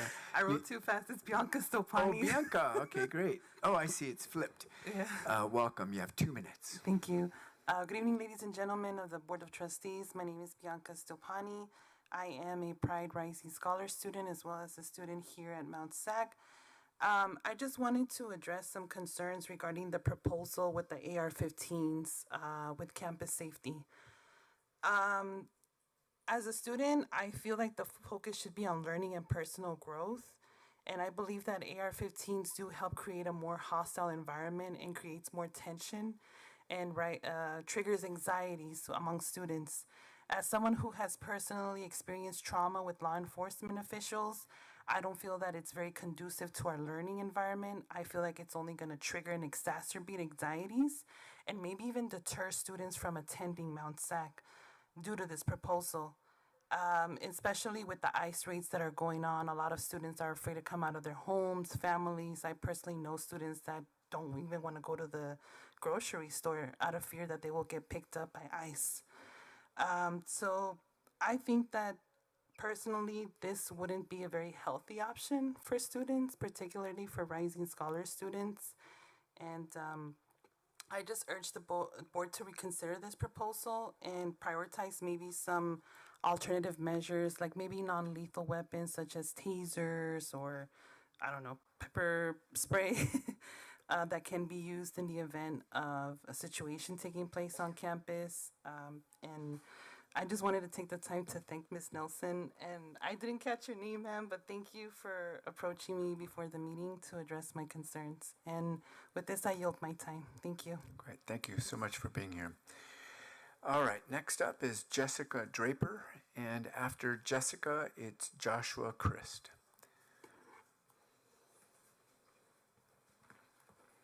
Hi, Jessica. Welcome back. You have 2 minutes. Good evening again. I wanted to speak about the makerspace, and it's a very diverse and welcoming space, or at least it was. The fact that this unique facility that we had has not gotten any funding is really saddening, because the students really found a community there. Not just people who were interested in science. Of course, we have people from the Rocket Club and engineering clubs and the classes that go there, but it was a really welcoming space for anybody who has any interest in science or STEM, or even working on crafting projects. It doesn't even have to be science related. There were tools there such as sewing machines and button makers, so they could work out, make buttons for their clubs or clothing or stuff like that. So it wasn't just a science center, even though it was heavily used for that. So it's outfitted with a whole bunch of equipment, but we didn't have the lab techs to help run it. And so to maintain that equipment, to maintain the space itself, it would require funding, but it's a resource that Mount SAC has among many great resources, and we support those other resources, so we should be supporting this resource as well. It just makes us even more unique as a community college to have this facility, and we should be making the most of it. Furthermore, it's open to the community. There were a couple times where I was there where I would see other community members. In fact, we were repairing some telescopes, and one of our contacts from Riverside came out and actually helped us with the repair for some of the telescopes. So even community members get to participate in this. It's not even just the students that would make use of the makerspace. And it's an investment in Mount SAC, like many other resources that we have here. And while it doesn't contribute any revenue to the college, its benefits go beyond the monetary value. Students have a place to invent and design that promotes growth for them. And it also is an equitable space. It's a comforting space for students to gather, whether they're working on technology or not working on technology. And it's so versatile for anybody to be there and use this space. Not only the engineering and rocket clubs, but astronomy club had been there. And even the arts department had students that were making jewelry at the makerspace. And so it really is such a variety of a place and a welcoming place. And that should be a resource that Mount SAC keeps going, just like our other resources. So thank you for taking the time to listen. Thank you very much. All right, next up is Joshua Christ. Joshua, and after Joshua is Judy Lawton. Good evening, Mr. Christ. You have 2 minutes. Good evening again, board. My comment card says I'm here to talk about item 9.03, which is the Educational and Facilities Master Plan. And reading through the plan, it's very well thought out. There's a lot of detail there. But I can't help but notice that the education portion is missing. We don't mention curriculum. We don't mention the direction we're going. We don't mention what we want our education to be. We talk about equity. We talk about diversity. Those are wonderful ideals. Those are wonderful things we should be fighting for our classroom. But we don't talk about how we want to educate and how we want to craft our curriculum over the next 10 years to prepare students for the future that does not yet exist. I would offer that this month, previous months, every month in this last academic year, there have been plenty of speakers from faculty to classified, even some managers, that are discussing issues that they have with the way this campus is being run, with the way their working conditions are, with how they are treated personally and professionally. And all of that is also missing from this master plan. If we want to call it a facilities plan, that's great. That's exactly what it is. But the people that make this college go, from our temporary employees all the way up to our highest management employees, they're missing, and how we treat them is missing. And I encourage you all during this open and public meeting to really dig in and listen to the comments that are being given to you, because you're hearing directly from us about what we need for this campus to be. I encourage you to listen to us and to not be looking at an agenda or scrolling. I encourage you to understand that this meeting is for you to hear from the public, and that's what we are trying to offer you. Oftentimes, we are upset or frustrated because we feel like we're not being heard. But we need you to know that we are watching how you react as we speak to you, as much as how you act during a vote. Thank you. Thank you very much. excuse me, next up is Judy Lawton. And after Judy, it's Maya Alvarez Galvan. Hi, Judy, you have 2 minutes. Hello. I want you to know that I don't appreciate having our time cut. I spent a long time preparing my 3-minute. My statement was put together after attending a year's worth of meetings with unions that have negotiated part-time health care, from CTA locals, CFT locals, and the independent unions. In many, many cases, they were able to overcome the obstacles and reach agreements. I explained to you in my previous comments that were cut short that over 50% of part-time faculty now have the AB 190 health insurance.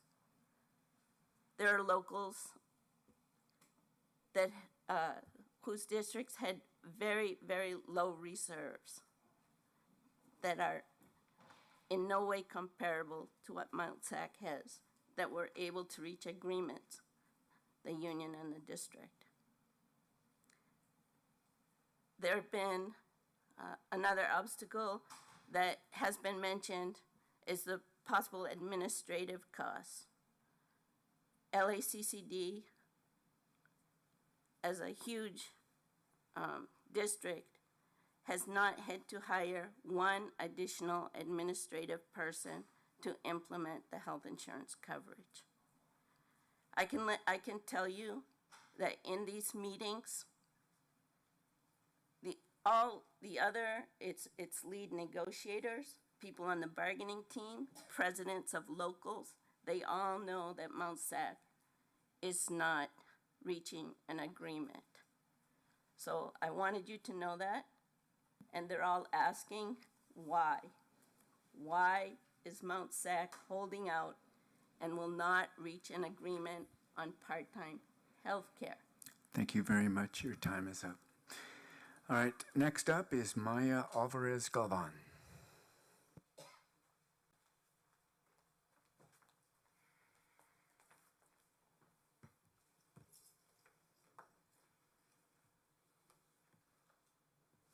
Good evening. I'm here today to speak to you about what happened before closed session. Our comments were cut short from the traditional 3 minutes down to 2 minutes.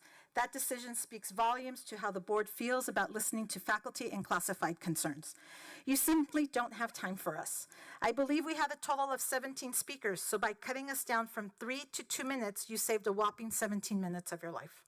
But the trade-off is that you deeply insulted the faculty and classified and alienated us because you told us that we don't deserve not even 1 more minute of your time.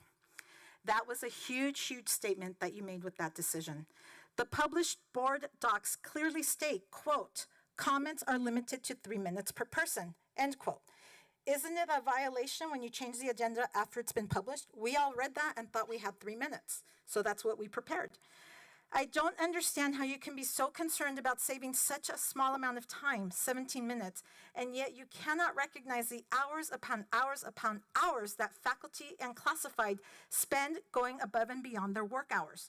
You are so concerned about getting home at a decent hour from the one board meeting you attend every month, but are unwilling to compensate faculty and classified fairly for the countless hours, not minutes, that we spend making Mount SAC successful.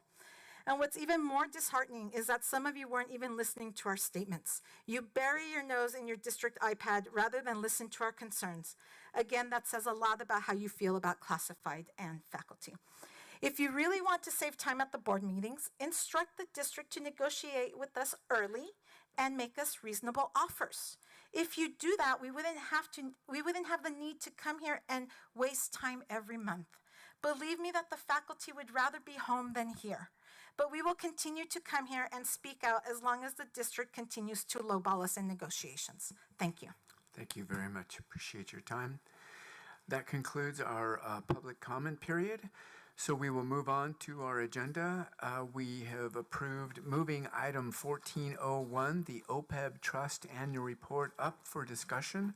Again, board colleagues and those in attendance, this item is presented simply for discussion, and Steve Stahlberg, who has joined us this evening in person, will provide us with a brief presentation. Mr. Stahlberg? Well, thank you to the board and President Garcia for having me to do this very quick update. I've been told to make it as quick as possible, so I'll try to do that. This was a very turbulent year, I think everyone knows, in the economy, the markets, a lot going on, recession fears, election year, change of candidates, change of administration, change of policies, two major wars, interest rate worries, recession worries, tariffs, on and off and on again. With all that, I'm very proud of the results we were able to put up. And I'll just quickly read through those. I sent those to you in a packet, and these are as of 6/27, not as of the end of the quarter.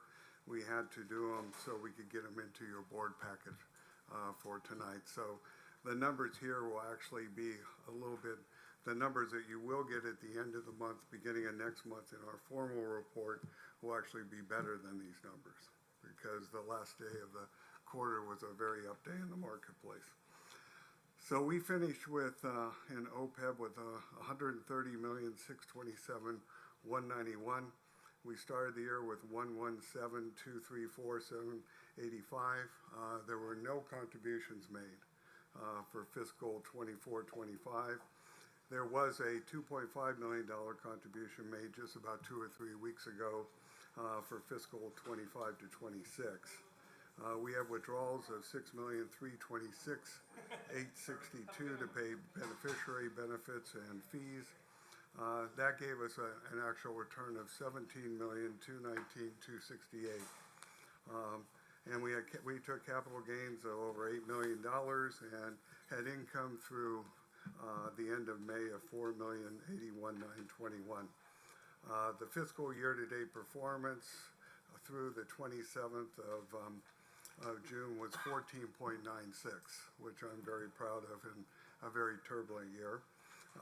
Fiscal for the fourth quarter, we're at 1270, and the annual average performance in the last 6 years has been 9.64. Yeah. Income, is that dividends? Dividends and interest. Dividends and interest. There's bonds, there's stocks, bonds, and it's from all the different investments. And then when the capital gains that were realized of 8.9 million, that means we sold stock and we'd pay a tax on that? No tax. Remember, you guys don't pay any tax.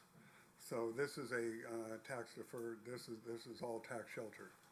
So we would be doing it a little bit different. If this was a taxable account, we probably wouldn't have taken quite as many capital gains. But because we are tax sheltered and don't pay any income tax, it gives us the ability to take gains when things seem out of balance on the high side. For instance, right now the market's at all-time highs again. We're selling at 27 times earnings on the S&P, which normally sells in a good market at 18, 19 with lower interest rates than they are right now. So we're way overvalued, so I'm going to be talking to Joe probably in the next few days about taking a few more profits. A lot of the stocks that we bought during COVID, that we bought and sold, and within our long-term strategic allocation, where it's about 10 to 15%, we keep pretty tactical in some of these stocks that really move. And we're not trading them, but we do take advantage of when things are at the very high end and overbought and the market is frothy, we will take profits. I know there was a question last year from Trustee Haggerty on, do you ever take profits? Yes, we do. We take them when it looks like the market is out of whack and things are way too high. We did that back in February. February, we took a lot of profits early in February. The market peaked out on the 19th, and then the tariff information came out. Remember, we had a 20% crash in the market over about a month and a half period. Some of those days, the market was down 1,000 to 2,000 points. We were buyers those days because we had taken profits and built our cash up we were able to buy really high-end quality stocks. We were buying NVIDIA, which is a household word now for most people who know the stock market. And we had sold it in the 140s. We bought it back in the 90s. And right now it's trading, it just became the first $4 trillion company in the world today for about a half hour. Then it backed off about a quarter of a point. So it's not quite 4 trillion now, but it's right at the doorstep. So we have, I think we had 20,000 shares. We sold some about 2 weeks ago at 156 that we bought at 90.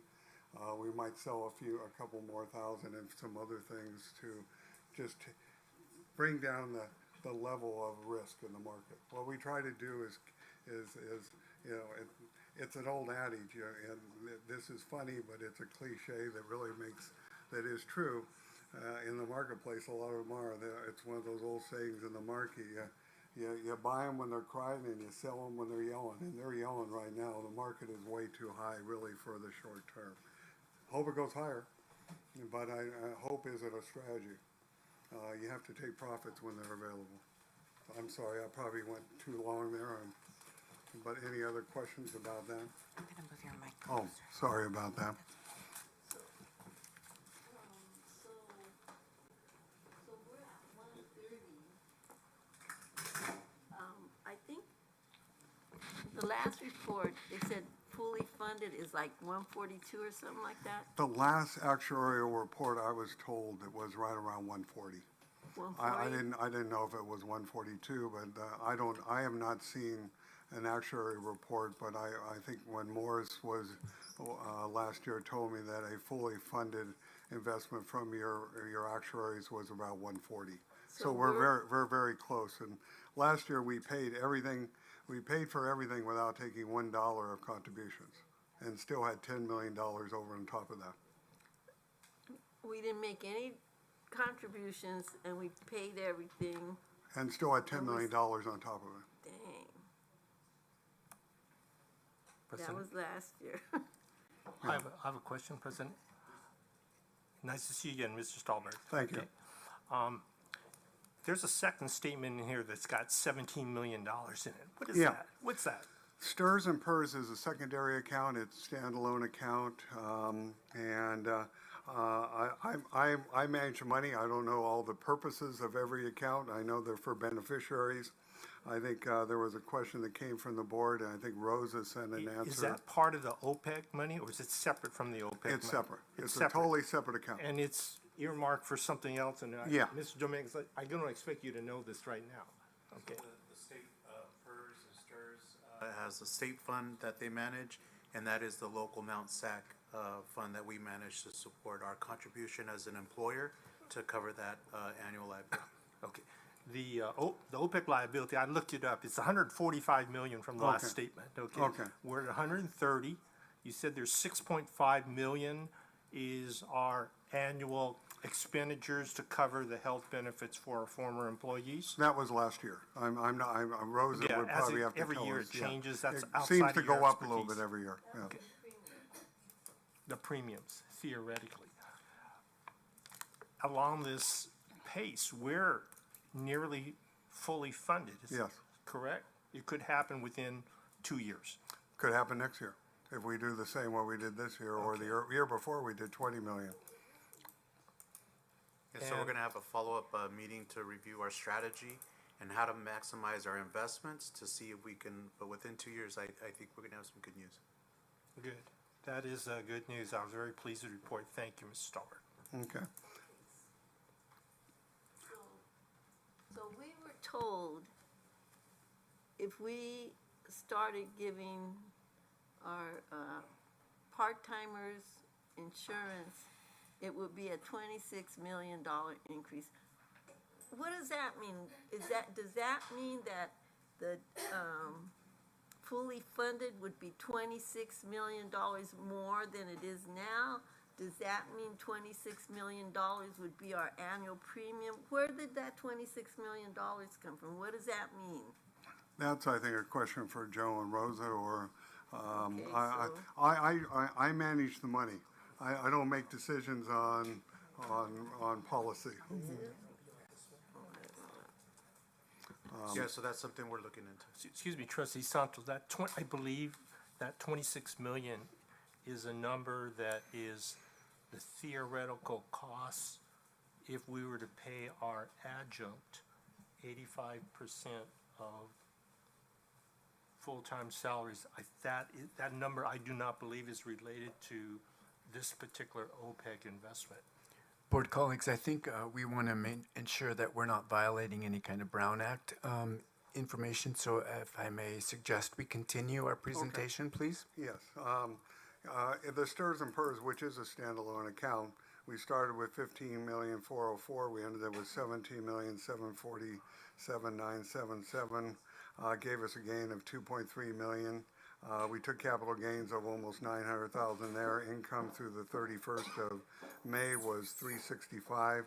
It did actually a little bit better. We had a fiscal year in performance of 1532, fourth quarter of 1321, and we've averaged 9.78 in the last 6 years since we've been managing it this way. And the last one is go ahead. I'm sorry. Yes, Trustee Chen. Thank you. I asked a question about the STRS and PERS, and you had sent me some information. So I just want to clarify. I don't know if it's you who would answer, but we take this money in our local STRS and PERS, and we use that to pay our obligation to the statewide STRS and PERS. Is that right? So I'll respond, but let me just make sure that I clarify that STRS and PERS are the retirement systems for classified and our certificated employees. STRS being for certificated faculty and some administrators, and then PERS for classified and some managers as well. And that this is the trust account that it has been created to cover the contribution, the portion of the employer. And as you have seen historically, it has continued to increase. Therefore, we are financially preparing to make our contributions as they continue to increase. But we only made a withdrawal of 29,000 last year. Is Rosa here? Yes. Can you respond to that, Rosa? Yes. Come to the. Can you please come to the mic, Rosa?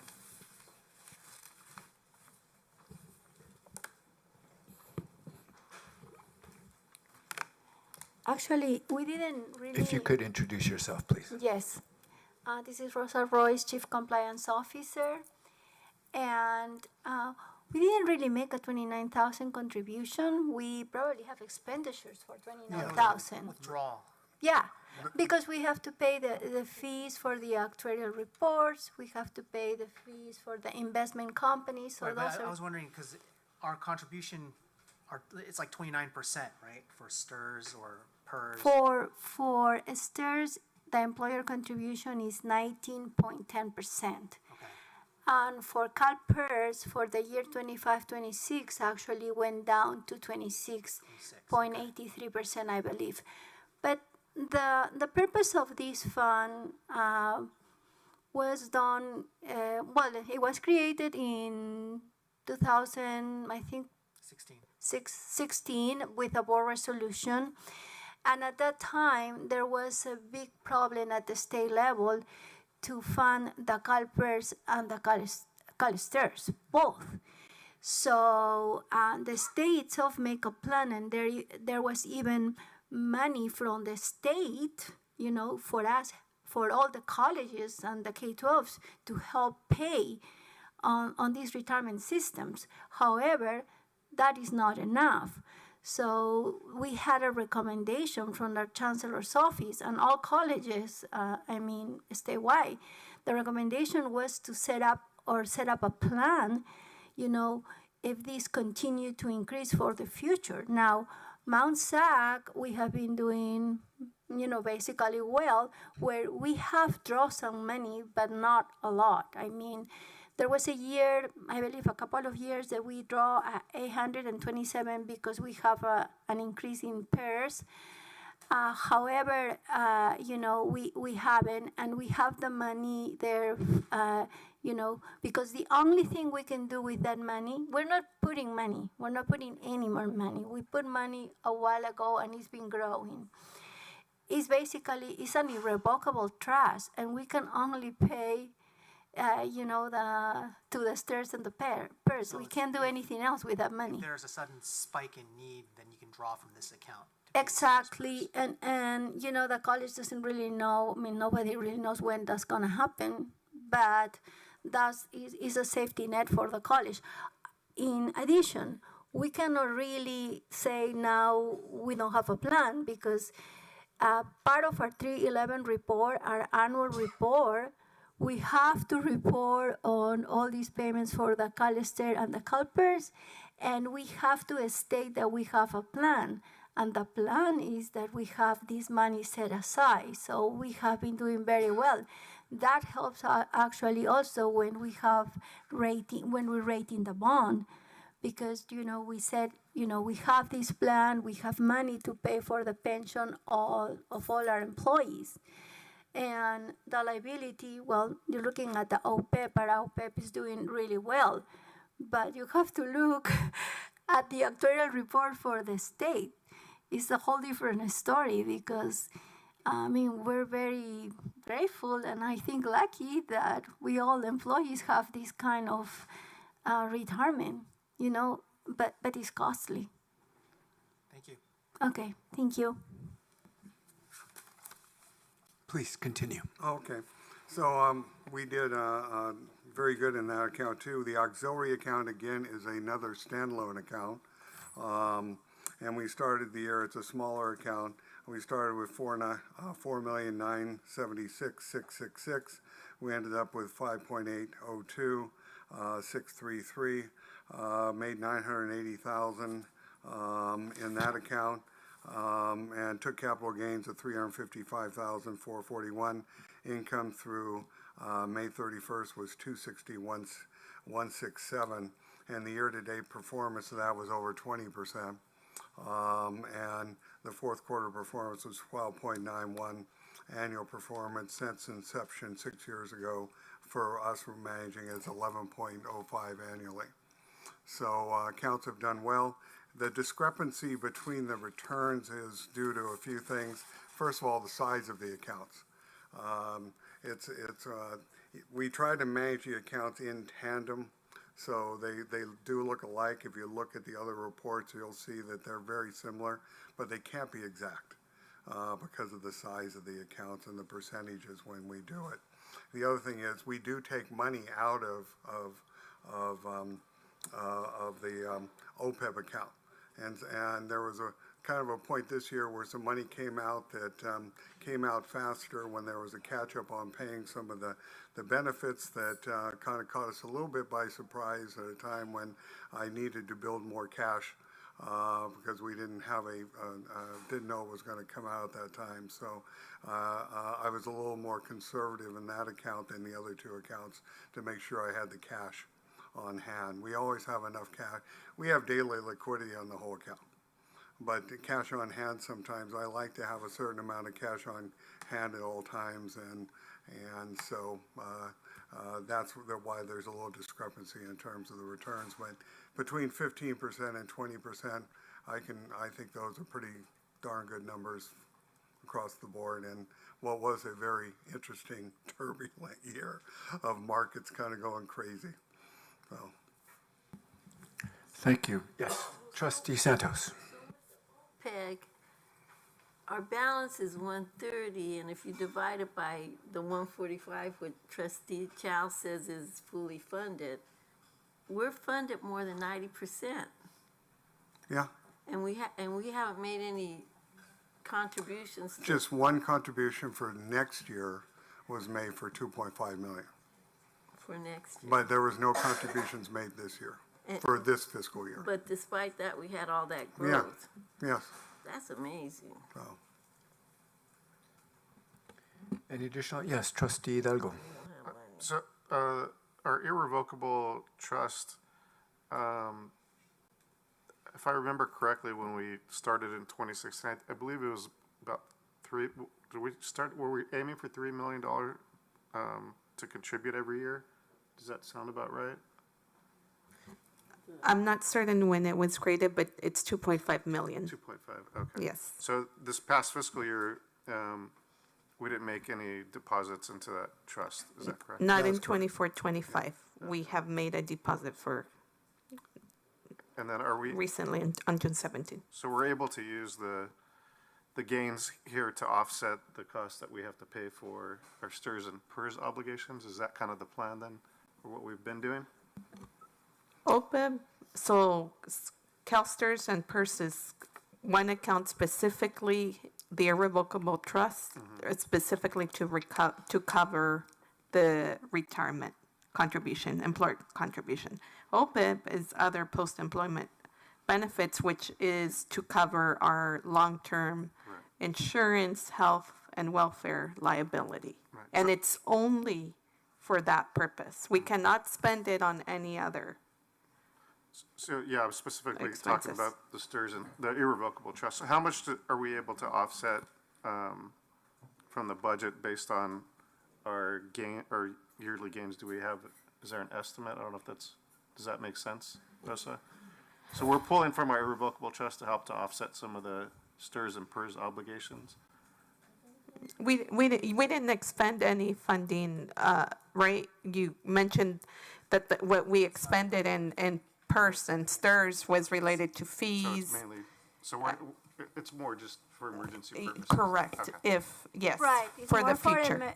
emergency purposes, and if we really see an increase on the employer contributions, for example, in the year 25-26, we wouldn't be budgeting a draw from the STRS and PERS because the CalPERS rate went down, so it doesn't make sense. But there has been years, and actually most of the years, there is an increase. But we, are very conservative, and we try to budget it and get it from what we have instead of touching those funds. As I said, it is really important to keep that plan. This is one-time money. Right. The minute we expend, it's gone. So, all these safety measures, because we're a district that we have been issuing funds since the year 2001, and we are rated. All these really helps, to make sure and to give the picture that we're a very strong district, financially, and it helps with the rating. And it's very important for us to sell the bonds at a good rate so we can get our buildings done. So all those things have to be thought well when the budget decisions are being made as well. So for future purposes, let's say we never get in a situation, an emergency situation, what happens to the money that's in that trust? Well, it will have to be decided by board resolution if we want to use, if we want to go any other way. Yeah, the board members would have to make the decision. Mm-hmm. But at this point, we still have the recommendation from the Chancellor's office that we have to keep reporting. So we would have to do an analysis whether you would like to make some kind of decision to draw the funds from there. But we have to report these on our annual 311, and there's a special schedule. The information is public. You can see the last page is about the STRS and the PERS rates. And then we also have to report on our IPEDS report, which is more like nationwide, right? So, it's possible that we never expend, but it's also possible that we may need to expend. It depends. So would it be possible, just hypothetically, that through a board resolution, you can change it from an irrevocable to a revocable trust? Or are we locked into it? I don't think, we would have to go and get tax advice on that, but I don't think we can just change it to be, we can change to maybe close the fund, but it's an irrevocable. The tax code says it is an irrevocable trust, so we don't pay taxes, We're a financial institution, and it's for a purpose, you know. Trustee Santos? What if we keep having good years and our balance starts growing way beyond fully funded? Do you know if under the law or the terms of the irrevocable trust, you know, what happens to that money beyond 100%, or do we have any options? Have you ever seen that happen? Well, are you asking me? Yeah. I don't know. I'm not a tax expert. I'm a money manager, portfolio manager. But if you get fully funded, it just means you probably wouldn't ever have to make another contribution to it. And I'm not sure what you could do, but that's money that you don't have to take out of the normal, out of your normal operating budget to make contributions. So those, and every year we can operate without you making contributions. That saves you more money that you don't have to invest. I'm not sure what you can do with it once it becomes fully funded. Or beyond or overfunded. It could become overfunded. And trusts do become overfunded like that.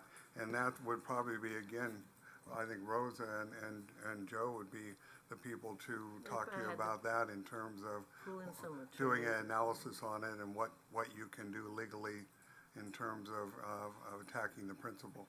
Thank you. Dr. Garcia? So if it seems that there's, based on the questions, interest from the board, I would propose and work with Trustee Hidalgo to include an agenda item for the fall retreat that specifically pertains to these questions.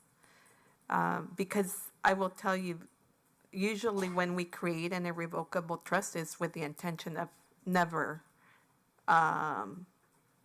it's for life.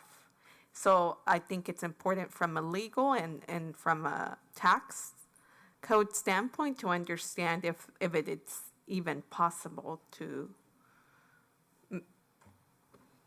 what are the options. So we'll if that's of interest to the board, then we could schedule that presentation and discussion.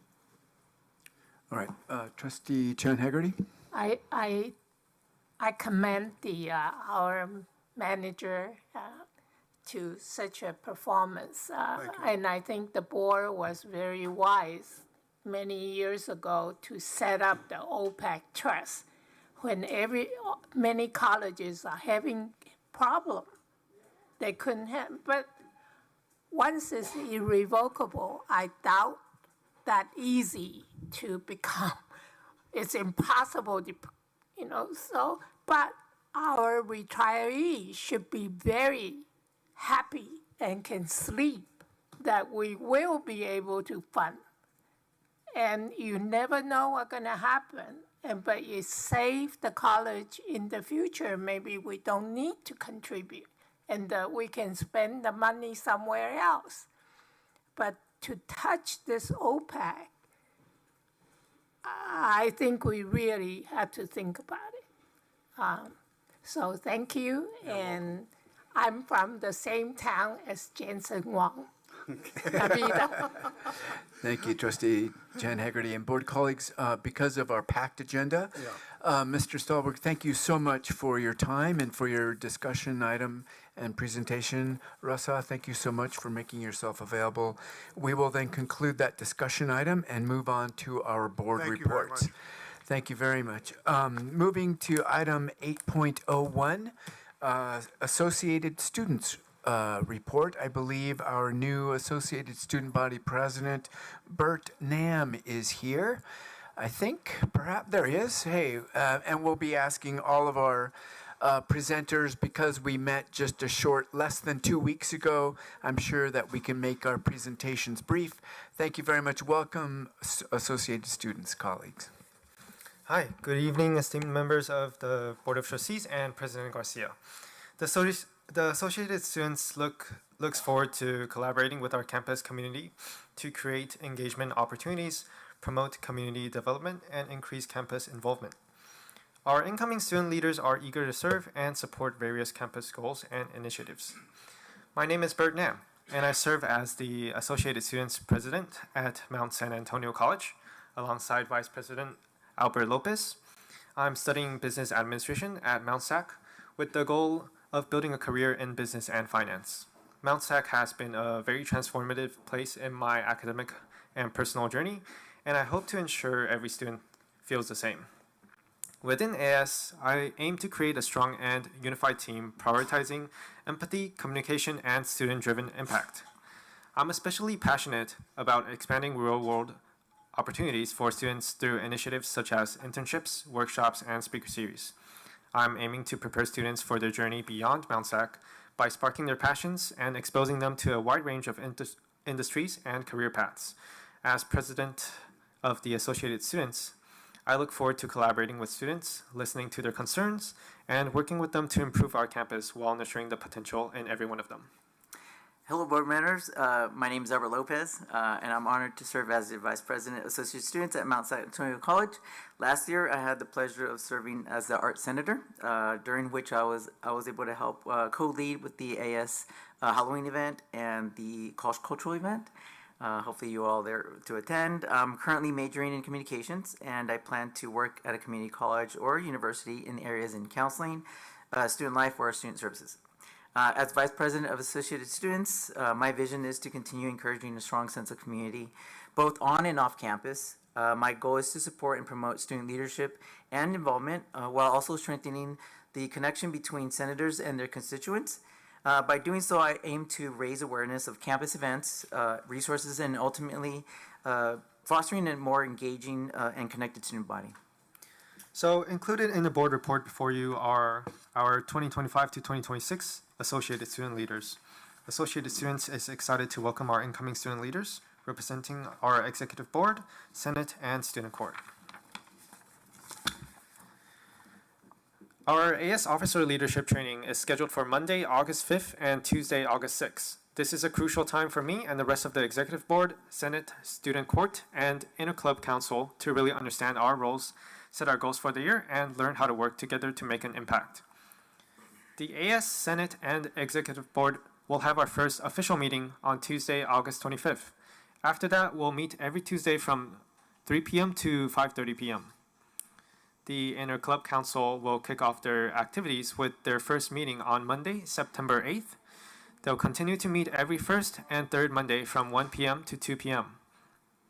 And finally, the Student Court will hold its first meeting on Wednesday, September 3rd. Their ongoing meetings will be every first and third Wednesday from 1 p.m. to 2 p.m. And I'm also looking forward to the new student welcome on August 19th and the 20th. New students will have the option to attend either day. The event is a fantastic opportunity for them to meet each other, connect with faculty and staff, and explore our campus. And also get familiar with our departments and resources that are designed to support them. We're expecting about 400 attendees each day, and it's a big collaborative effort with Associated Students, high school outreach, and student life. And we're hoping to ensure a smooth transition for these new students. Finally, I'm excited with the college-wide committees, where there are 34 of them, and we're actively recruiting and appointing students to serve throughout the year. These committees are invaluable for the students, and we hope to get them involved in civic leadership and contribute meaningfully to campus decision-making. Thank you for your time. Thank you. All right, welcome. Thank you. Is that it for your report? Awesome. Thank you very much. All right, moving on to item 8.02, Faculty Association. I believe we have our FA President, President Woolery. Welcome. You'll provide a report on behalf of the Faculty Association. Yes, thank you. Good evening, everyone. I hope you are doing well. The Faculty Association, as you heard earlier, met with the district team yesterday for negotiations. We met for 4 hours, and team members had good discussions with each other about all of the items that you see listed in the report. And so the meeting was definitely very productive.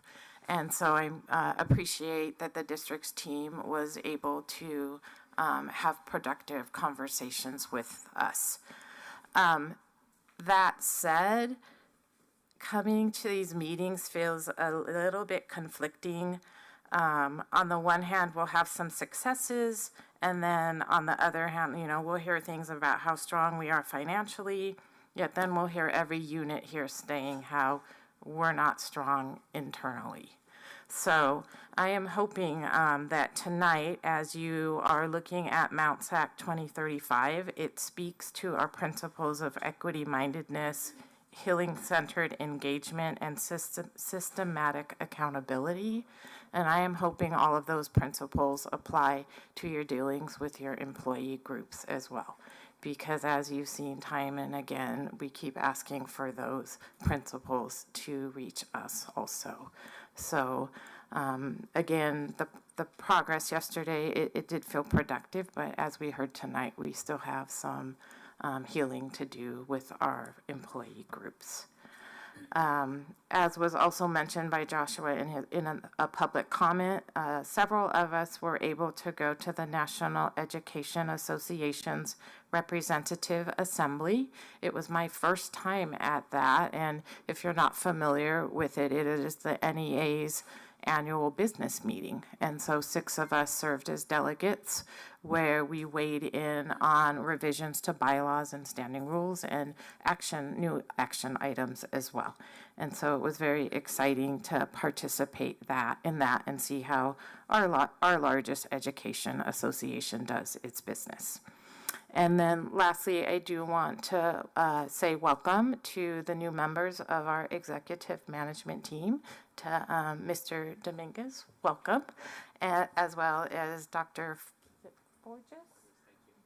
Dr. Forges. At Mount SAC, we have, you heard a lot tonight from a lot of the employee groups, but we do have strong relationships between our faculty, staff, and managers in terms of coming together to work on some of the issues that are challenging for us. And we look forward to getting to know both of you and working through some of these issues as well. Thank you. Thank you very much, Emily.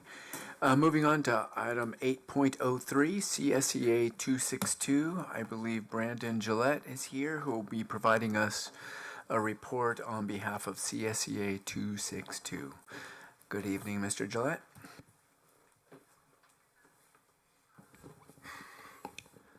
Cutting our time short, moments before we delivered our thoughtfully prepared public comments, is the most underhanded and disrespectful decision I have ever witnessed this board make. You advertised a 3-minute limit for public comments, and every speaker prepared based on that commitment. By cutting us short, you disrupted and undermined every single message shared tonight. Some of our members took their own vacation time to come out here and deliver these messages. They stayed up late into the night after coming home from their second job to put their life onto paper just for you to cast away. The Vice President of the Board of Governors over the Chancellor's office made time out of his schedule to come speak to you tonight, and you have disrespected him as well. Board President Trustee Hidalgo asked me very cordially at the beginning of this year to keep my report out short, and I have been very intentional and diligent to respect your time and do just that. We have not invited our members to come out and speak to you up to this point, despite the problems we have been experiencing. We will be respectful of your time, but when we come out here and have something important to say, we expect you to listen. We came here tonight to try in good faith to communicate and work through our problems before they escalate further. And you took those efforts and made a deliberate choice to disrespect the employees of this institution. When communication breaks down, problems escalate. And that is what you have done here tonight. You have escalated our problems. Our members and the other speakers here deserve an apology from each and every board member who participated in the decision to shut down communication today. I invite you to do this now.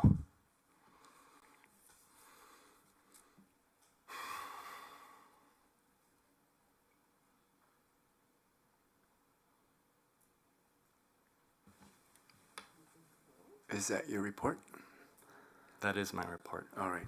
Thank you very much. We'll move on to item 8.04, CSEA 651. I believe George Gutierrez will provide a report on behalf of CSEA 651. I think. Oh, there he is. Hello, Mr. Gutierrez.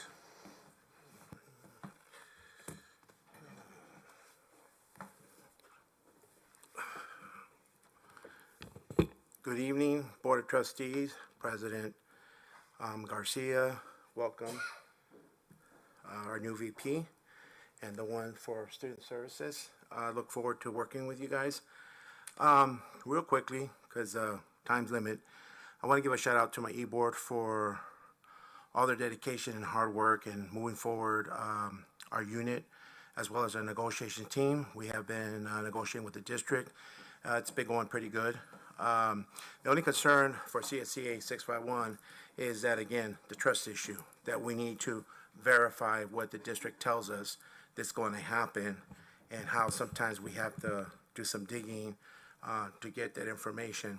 Information is very important only because I have to report out to my constituents, and when we're told certain things are coming down the pipeline, I want to make sure I'm transparent to all of my constituents, especially when it comes to hiring classified employees, that right now we're really hurting in our department, and that's the reason why our classified employees want to feel like they're valued for what they do professionally here at Mount SAC. It's hard for people to keep up their morale when they're cleaning 3 buildings. It's hard when their expectation is really high to try to maintain the gold standard here at Mount SAC when you're shorthanded. Unless you guys walk in our shoes, you don't know what we go through. When it's supply-wise, even the vehicles, having a hard time getting our keys. There's a lot of stuff going on behind the scenes that you guys are not aware of that's making our job difficult in order to perform at the expectation Mount SAC wants us to perform our job descriptions when you have no access to keys, access to vehicles, vehicles breaking down, no funding for fixing the cars. I just want to be real. You know, we want to do everything that's expected from us as employees, but it's very hard when you have all these obstacles in front of you and trying to fix things, and that manager's hands are tied because we're waiting and waiting for 2.5 years for certain things to be fixed. So that's the reason why I want to push for, and I've brought this up to you guys' attention, is employee-centered funding formula. We have student-centered funding formula to make sure the students are successful, to make sure they move on and go to different universities, get their degrees, and contribute to society. We would like employee-centered funding formula to take care of the employees that are here now and not wait for 10 years down the line which employees are going to be coming to help when we have the ones that are doing the job right now that are holding up Mount SAC and try to move it forward with what little they have to work with. And they're doing a fabulous job. I can mention a couple people, Sal Laura and Mike Guerrero. I mean, they're fabulous employees, and it's hard to keep the morale up, you know, when we come to hiccups day in, day out, you know, and I tell them we have to be flexible so we don't break. So I want to leave you with this. Words are free, but it's how you use them that may cost you. Good communication is a bridge between confusion and clarity. So for me personally, for my unit, and I think also for faculty in 262, we would like clarity on the direction that we're moving when it comes to hiring people in the different departments that are needed to make Mount SAC successful and to keep the golden standard.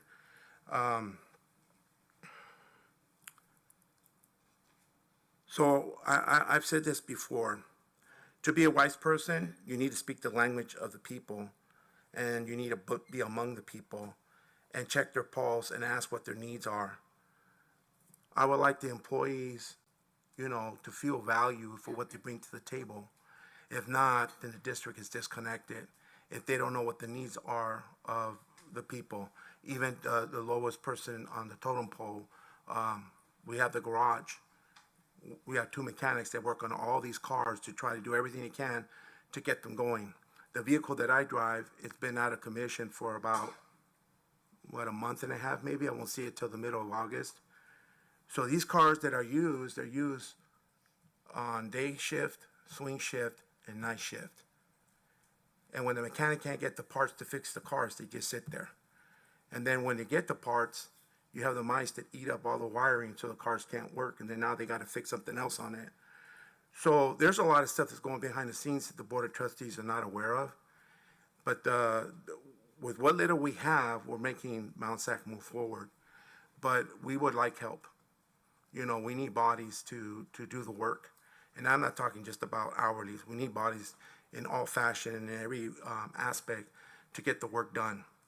So again, words are free, but it's how we use them that may cost you. So transparency builds trust, and it has to be consistent. We want to know, and I appreciate when we meet with the VPs and with the cabinet, that they're honest with us, so I'm able to communicate, because information is power, education is power to my constituents, so they know to weather the storm when it's coming. But we need to value them as employees. We really need to value our employees that we have now. So that's the reason why I'm pushing for employee-centered funding formula, so they don't have the creditors on their back, they don't have bill collectors, they can focus on what they were called to do, whether work as teachers, faculty, custodians, every trade that we have here, admin, you know. So thank you for your time. And one of the things about communication is listening to what the people are saying and then responding. So I hope you guys heard what these beautiful people behind me, faculty in 262 have said. You have to give respect to get respect. You know, we have a freedom of speech, and to not let people speak is kind of shutting them down. So when you deal with yourself, you use your mind, but when you deal with people, I hope you deal with them with the heart. Thank you very much for your time. Thank you very much, Mr. Gutierrez. Next up is 8.05 Academic Senate. Dr. Andrews. Good evening, everyone, again. And Joe and David, welcome again. Nice to meet you earlier today already and here again. So today's report from the Senate, I wanted to focus on kind of closing this academic year since we just finished the year, and give you a little bit of a summary of all the work that the Senate did this year, all the faculty who are contributing to the work of the Senate. And so, as you know, we've been reporting on this very heavily. Our work has been impacted by legislative changes, by our accreditation, by the unforeseen challenges that have come our way earlier this year with the fires, and now with the political changes, a lot of anxiety, not just among our students, also among the faculty and all employee groups. So it's been an interesting year for sure. I listed for you the three main legislative changes on the report, just to keep you in the loop with in the know of what we have to work with. AB 705, 1705, which was the math and English placement. AB 928, which is CalGETC, so you hear me talking about that a lot, and AB 1111, our common course numbering. So these are little summaries for you, so that because they will keep coming up this upcoming year also, so that you understand what we are having to deal with. And so after that, I have listed for you the accomplishments in these three particular areas. I'm very proud of the work that our AB 705 coordinators for English, AMLA, and Math did over the years. Their positions ended. Those were one of those Appendix E positions. They were terminated in December, and they submitted really fantastic reports for the Senate. So if you're interested in reading on those, they are on board docs. You can search for them there. AB 928 has been and continues to be a heavy lift for our campus, and especially IT and counselors have been doing amazing work. We have a campus-wide work group. I've been really appreciating how we've been coming together in larger groups to tackle these big issues for our campus. I want to highlight also our articulation officer, Jamaica Fowler, who did a really heavy lift in getting the 28 ADTs that we have. So our associate's degrees for transfer, that they were reviewed for compliance and submitted to the Chancellor's office. Really amazing work there. And I have many other people listed here. I know we want to keep the reports short. That for AB 1111, the Common Course Numbering, we have our first 12 courses on the books now that are listed with the Common Course Numbering. I listed them here for you. We are now working on the second group, and then there's a third group. So this will be with us for the next 2 years still. We are really, really grateful for all the faculty who have carried this lift. We had to go through all of our course outline of records and, use the new templates. And so this will be ongoing work. We had a number of task force and work groups this year that I listed for you, and equivalency reviews, about 160 equivalency reviews by the equivalency committee. We passed a number of Senate resolutions this academic year, I think 8 or 9 of them, so they're hyperlinked there for you. Faculty professional development, I added a section there for you. So, when we talk about PGI and, professional development, people on our campus really, really do a lot of professional development. They really are engaged, so you can look at that. And just from the Senate leadership perspective, you see a list of conferences and workshops that we have attended. We appreciate the support of the college for our conference and travel to these events. They're important. We're tomorrow going again to the Curriculum Institute for the next couple of days. And of course, we've also contributed to the task forces and work groups that we have on our campus. At the Curriculum Institute tomorrow, actually on Saturday, I will be presenting together with colleagues from across the state on climate literacy and sustainability in the curriculum. And I just wanted to express my gratitude also for the support our campus does for this work. This is going to be my 12th presentation in 3 years, so 4 on average. And I, at this point, have national folks reach out to me, hey, you want to be part of this? You want to be doing that?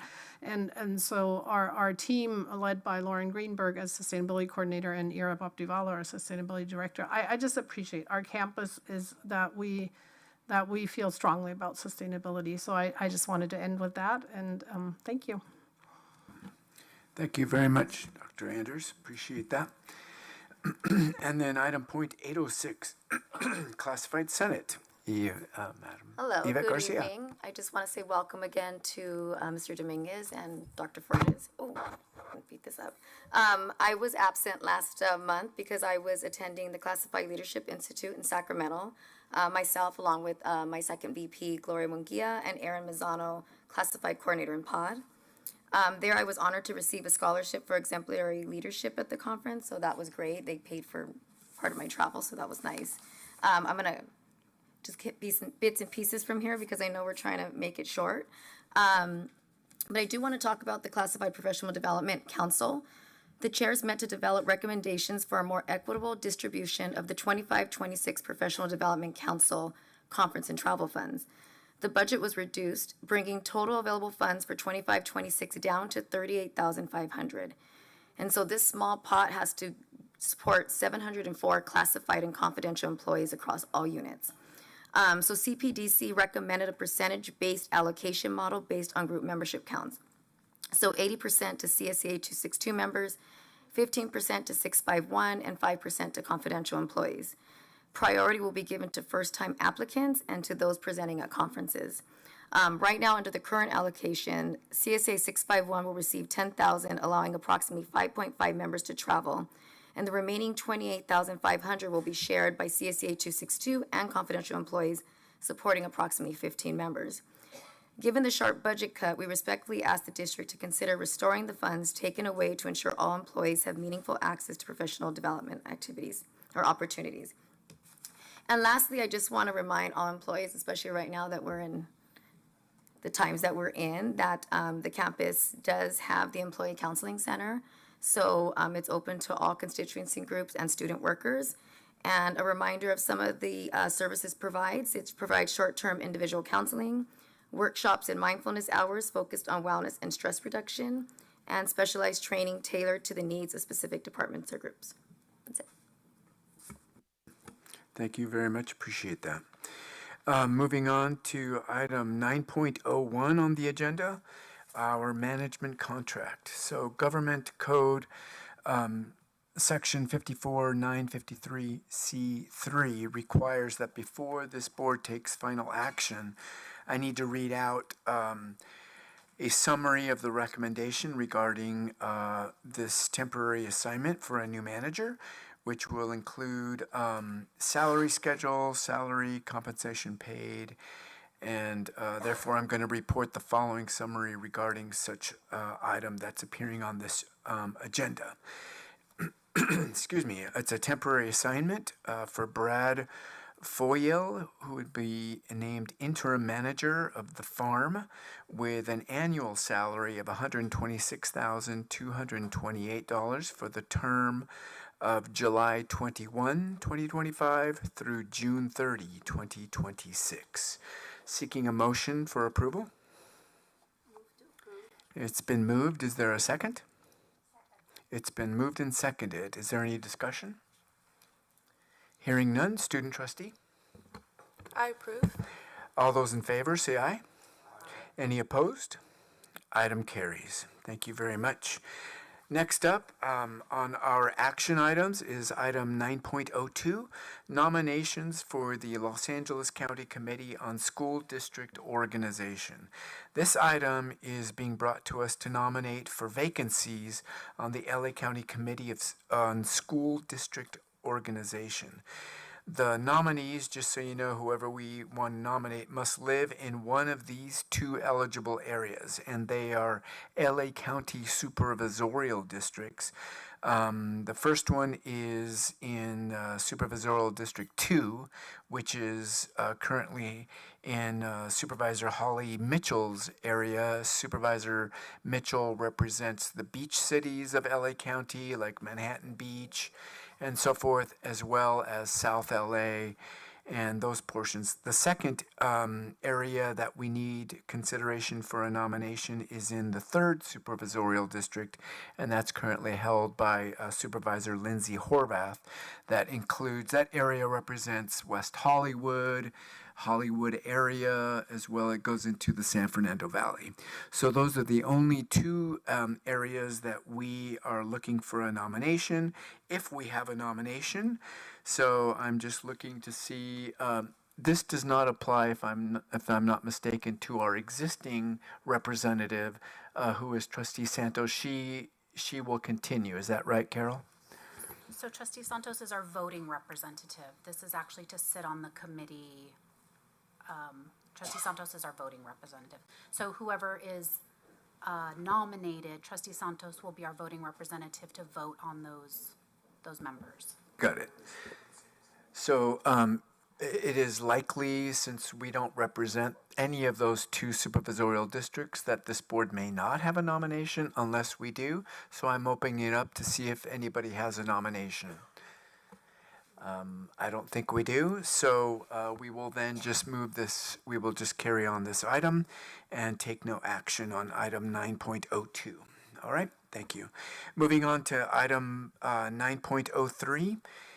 This is our Mount SAC 2035 Education and Facilities Comprehensive Plan. This is where Leanne Greenlee, Tash Bowie, and Andy Farron will provide a brief presentation. So welcome, ladies, and I will turn the items over to you. Good evening. My name is Leanne Greenlee. I'm the Assistant Dean of Accreditation and Planning, and for the past year, I have been honored to be the chair of the Mount SAC 2035 Task Force, and I am joined today by 3 of my task force colleagues that I will ask to introduce themselves, starting with Jennifer. I'm Jennifer Hinostroza. I'm faculty from the Agriculture Department, and I'm also the faculty co-chair of the Institutional Effectiveness Committee. Hafade Na'ansi Fafanagwe, Andy Farron. Hello, my name is Dr. Andy Farron, and I am the Associate Dean of Humanities and Social Sciences. Hello, I'm Latasha Bouet, also known as Tosh, and I am one of your students here at Mount San Antonio College. We began this journey almost exactly 1 year ago today, on July 10th of 2024, and we've come and spoken with you a couple of times since then. Last week, we were very excited to share the plan that's before you that we are calling Mount SAC 2035 with the President's Advisory Council as an informational item, and tonight we are going to give you an overview of the results of this year's worth of work. As you know, community colleges are required to develop comprehensive plans. Our plan is bold. Mount SAC 2035 represent a holistic planning framework. It incorporates educational planning, facilities planning, and student services, and it's responsive to our evolving needs of our community and students. The purpose of the plan is focused on student success. Our mission has always driven us to serve our students with excellence, and we're holding ourselves accountable to exceed not only our state, but also our accreditation requirements. In doing this, we really took an honest look at our student success metrics. Through the planning process, our task force identified data-informed bright spots, as well as challenges where we can do better to support our student success. And this plan is really a guide. It's intended for decision-making. It's intended to help us use our resources well over the next decade with a focus on using data. It is a data-informed plan, and it will continue to be data-informed as we use this into our future. So tonight, we are going to talk you through this table of contents. It outlines how the document is organized, and it'll be a quick recap because you have heard us a few times about how we developed the plan, our internal and external partnerships that we were a part of, key insights from our data that led to discussions, as well as ultimately our goals and recommendations, and really the focus on our future. In the executive summary, this, and many of these, you'll see these pages have the word draft on the back, so these are often directly from the document itself. It provides you with that overview. You'll see that we will tonight talk about the 3 goals. These are our priorities: culture of care, equitable access and completion, and equitable and innovative teaching. Also, you're going to hear something you haven't heard before in a traditional plan, and it's the word commitment. This is unique to Mount SAC 2035, and beyond just having goals, this is our institutional pledge to make them a reality for our students. We want to provide you with a visual. We're all visual learners these days, and so for those of you who like pictures, this is me. This image is really the overview of our framework. It incorporates the integrated educational and facilities plan. You'll see that it is aligned with Vision 2030, which is our Chancellor's Office focus. You see Mount SAC mission, that is our foundation. It's excellence and equity that we are committed to. In terms of institutional goals and commitments, you'll see that they are supported with a banner on top called Conditions for Success. I want to tell you what we learned from our qualitative and quantitative data, that our students and our expert faculty and staff have helped us to see exactly what students need to be more successful here and to close those equity gaps. And then you'll see that from our goals and commitments, we have a facilities planning framework. This is also innovative and unique. It is our guide for how we can use our goals and commitments to shape the physical environment of the college in support of student success. And before moving on, I want to thank Dr. Garcia for her visionary approach to this development of the plan. Specifically, she ensured that this was a very inclusive process over a period of a year. These are a few numbers. We're calling it engagement by the numbers. You see that we had a lot of listening to do. We started with student listening sessions. We had over 20 affinity groups, employee listening sessions, over 16 of those in different formats so that they were accessible. We had over 7 weeks of qualitative data analysis. In addition to that, we had a 95-page quantitative comprehensive data analysis You are welcome that we did not add those pages to this plan. It is a link for you instead.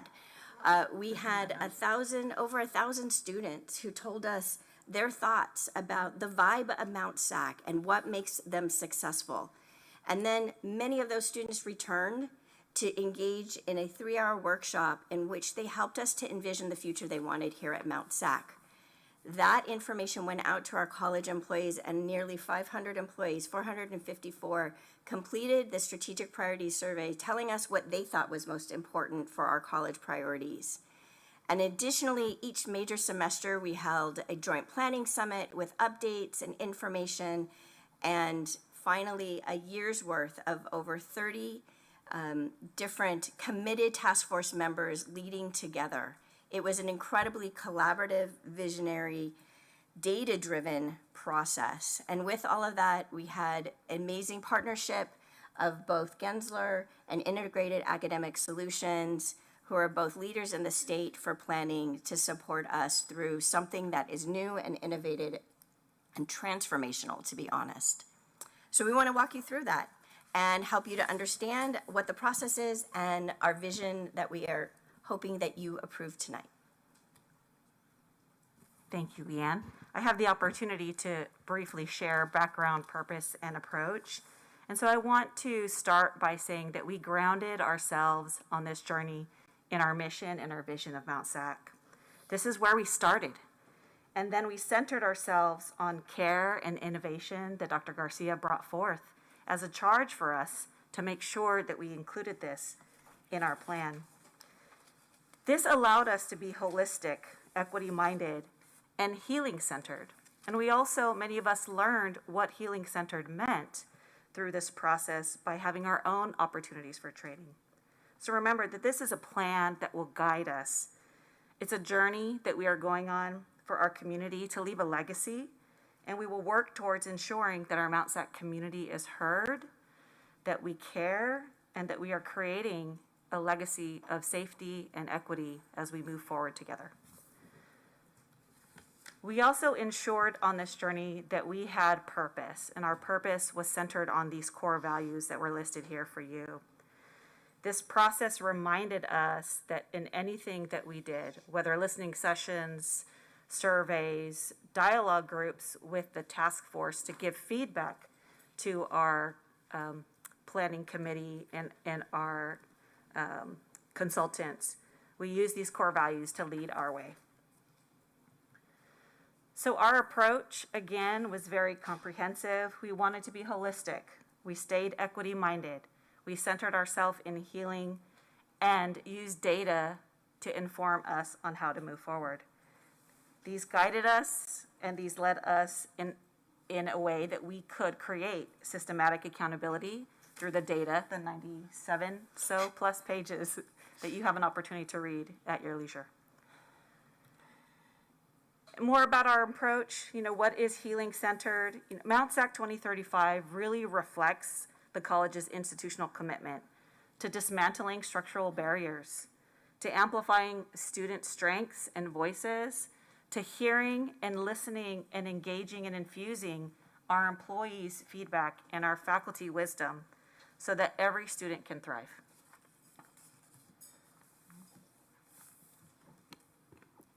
So thank you. I have the opportunity to share section 2 with you. Go on. So you may be sitting here asking yourself, why? Why should we go on with this? Mount SAC offers so much. And what is this approach? Well, when we started this, once again, as you heard, there's some change that us as students, and I want to also say employees, so I'll just call them recipients, receive to desire here at Mount SAC. And we come here because we have a vision for what we want. So in the process of, instead of starting off from the top and coming down, we decided we're going to start from the bottom. When we build stuff, we start with the foundation, and we need to make sure that the foundation is strong. So with this image, I'm thinking of a hamburger, a nice juicy hamburger. And on the bottom is the foundation. No one really thinks about the foundation. No one really considers the foundation. Many people really don't care about the bottom of the hamburger, the bun on the bottom. Who really cares? It's there, it serves a purpose and whatever. But as we listen to what the students and the recipients of this college needed, we took that information and we took it one step further, and we thought, okay, let's uncover what they're saying and really dive a little bit deeper into that. And so, what do they really want on this hamburger? What type of protein do they need to sustain themselves, right? And so, what kind of meat do you need? What kind of meat do you like on your hamburger?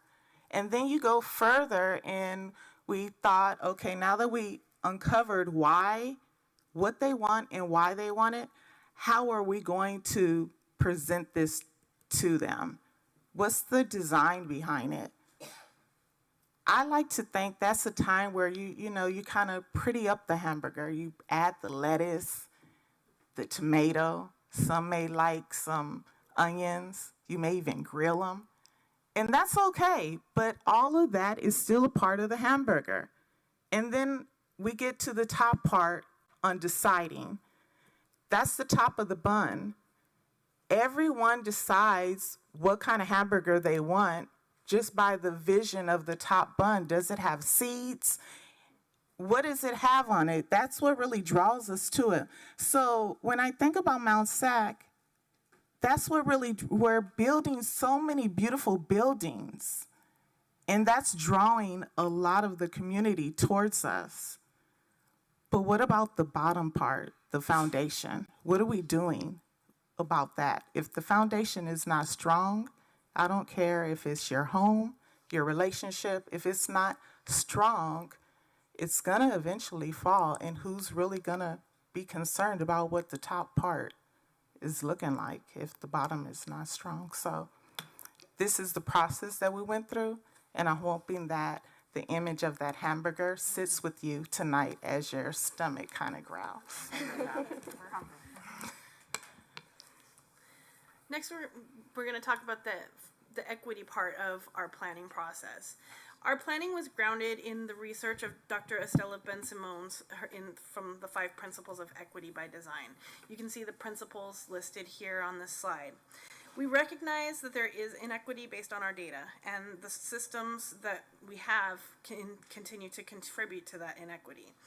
The plan that we have created includes the college taking accountability towards working towards creating equity and ensuring it becomes a part of our campus culture and a pervasive institution-wide value. So we want to just break down quickly an understanding of conditions for success, and this was the data that was produced. Now, as provided previously on slide 7, this process included a community collective of input, whether it be listening sessions, surveys, online Zooms. We created and collected all of that information and spent a significant amount of time, our consultants, in analyzing that data. So for those of you who have ever had a doctoral or a dissertation or a master's thesis, we coded, right? We developed themes and what emerged. With our student survey, you will see that we connected with both credit and non-credit, right? We did not want to leave anyone out of this process, and we sent out opportunities. Could we do more? Absolutely. And will we be able to do more together along the way? That is our vision and our goal. We also had employee insights as well, so you can see those.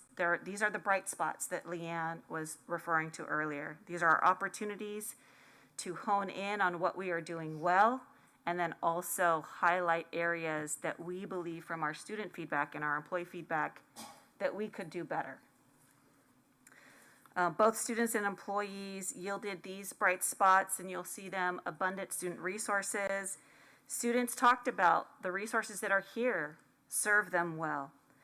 They appreciated the flexibility of learning options, whether online or in person, and that the campus provided a strong support system through our student services, as well as tremendous amount of academic services, such as tutoring, that helped advance them in their academic journey.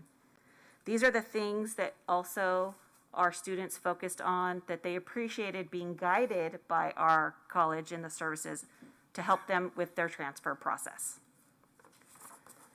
Another area of bright spot is our outreach and access, our community engagement, and our dual enrollment.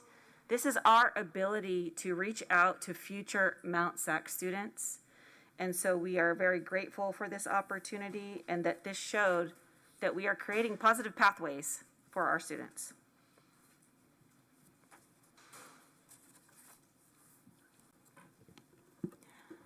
So you see all these beautiful pictures on here, and this was a part of the process. What stands out to me the most on here in this quote is the second chance. So for some, coming to college is a second chance. But when we think about second chances, we might think about, you may have stumbled your first opportunity. So here's your second opportunity. But for some of us that are on this Mount SAC's campus, this is their first opportunity. They were never given an opportunity before. And I'll use myself as an example. As a Black woman, I didn't have the opportunity in my culture to be able to know what college is like and to be supported from my family's history. My grandfather made it to the 5th grade and didn't know how to read. He didn't have that opportunity to come forward. So as we think about second chances, also keep in the back of your mind those that may be access students, may have come from very poor, low-income families that never had the opportunity to come. And so they see Mount SAC as an opportunity. But we also need to provide the support as they're here so that they can navigate with purpose and provide to the community when they leave here with healthy choices, not just because.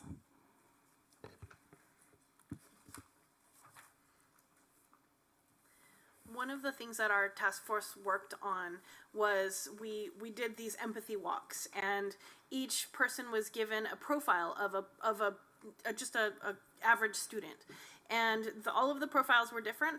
All that we were told was, we were told a starting point, and we were told an end point, and we were told a few things to look for, like, was there a place to charge your cell phone if you needed to? Did you encounter a map that would help you navigate the campus? And a few other things, like, were there spaces to gather? Did you see people interacting with each other, et cetera? And one of the biggest things that came out as you look at this, the profiles are listed there on the left, but when you look at the colors, you see that people went all different ways. Even though people had the same profile, they ended up going completely different directions. That was one of the things that was most surprising to me, is that my profile, I was supposed to start at the transportation center and go to the writing center and go to the office hours of my English professor to talk to them. And so I went one path, but the other person that did my profile started from the transportation center, went all the way around the bottom and back up to the top because they didn't know how to navigate. One of the biggest things that came out of this whole thing is that the signage that people did see that would help them get to where they were going was mostly temporary signage. It was the little sandwich boards that were standing out. The numbers on the sides of the buildings blend in with the buildings. They're not very clear, and they don't tell you what's inside the building. When you walk past the buildings, you see just a number, and you don't know what's in that building besides maybe you even know that it's the English building, but what else is in there? And so there are so many opportunities that we have to better make people aware of where they are. At the transportation center, there's no sign that says you're at Mount SAC or this is the way to go to get to campus. And so there are so many opportunities for wayfinding, and I know that as a campus we already know that wayfinding is an issue, but this really just highlighted that opportunity and the need to do that. As we moved through the qualitative data, We understand the importance of quantitative data as well. And so in this next section, we really centered ourselves also in the quantitative. I want to thank our Research and Institutional Effectiveness Director, Dr. Patty Quinones, and her team for the work that they did over many months to support this effort. They created a comprehensive multi-year data analysis that is available to you on the MountSAC 2035 webpage. When you look at this one example of an external environmental scan, it really highlights what you heard Tosh talking about a few minutes ago, which is that we needed to have a deeper understanding of our community and the needs of our community. And specifically, you can see here access to basic needs resources, housing, transportation, access to technology. This type of data, the quantitative data, contextualized what we heard from our students and our employees and community, and affirmed the bright spots as well as the challenges that we were seeing. Additionally, we looked at an environmental scan internally that is also in this data portfolio about the critical student success metrics, and we looked at them through an equity lens. We disaggregated these by age, gender, race, ethnicity, and asked ourselves, we have bright spots, but who are the students who are succeeding, and who are the students where there is an equity gap? And so for this, we looked at enrollment, the metrics you often see here as a board, including course success rates, degrees, certificates, and transfers. The analysis of our MountSAC physical environment viewed the campus through a variety of experiential lenses. Each of these are described in this section, which highlights key qualitative and quantitative elements. The topography of our campus makes our campus beautiful, but also presents a challenge to navigation. The campus has a dramatic elevation change of over 125 feet at the cross-section that you see here, that yellow line on the map there. And building 26 is depicted on the bottom left. You can see the impact that the slope has even to a single building complex on campus. And so that makes a challenge for not only construction and building, but also for navigating the campus for our students. We have nearly 100 years of campus development reflected across the buildings of our campus. Although the campus opened its doors in 1946, some of the existing buildings were used before the campus at that time and retained. Since then, the campus has obviously expanded tremendously. This diagram gives you an idea of the ages of some of the buildings across campus and the need to continue to enhance and improve the buildings to meet the needs of our current students and community. The Facilities Condition Index helps us to understand the physical condition of our buildings. You can see the buildings identified there being high needs attention. The purple ones are temporary. Medium, it means that it's in fair condition. And low, the green ones, are the buildings that are in good condition. The Chancellor's Office assesses the conditions and assigns a score to our buildings based on the conditions. A lot of work has taken place. Much of our campus is in good condition, but a significant number of student-occupied buildings are still temporary buildings, or they're buildings that are in need of some serious attention. We have many student support services locations across campus. Student support services meet students in spaces where they're comfortable. However, since they're distributed throughout campus, students may not be aware of them. Our Welcome Center will be a gateway for the first contact with students to help them find the support that they need and find those places where they're going to fit in and feel comfortable. One of the bright spots is the breadth of our academic support centers to support student academic success. Academic support services are widely available and often located where most of the classes are. For example, STEM Center and Marks where most of the math and science classes are offered, and the Writing Center where most English classes are offered. However, because they're not all in the same spot, students may not be aware that all of them exist. For example, a child development student who needs to write an essay for class may not realize that we have a Writing Center or that it's available to them because they may not be in an English class or may not have taken an English class yet. So we have this great opportunity. We have resources spread throughout the campus. They're located where they need to be, but we need to do a better job of helping students find them.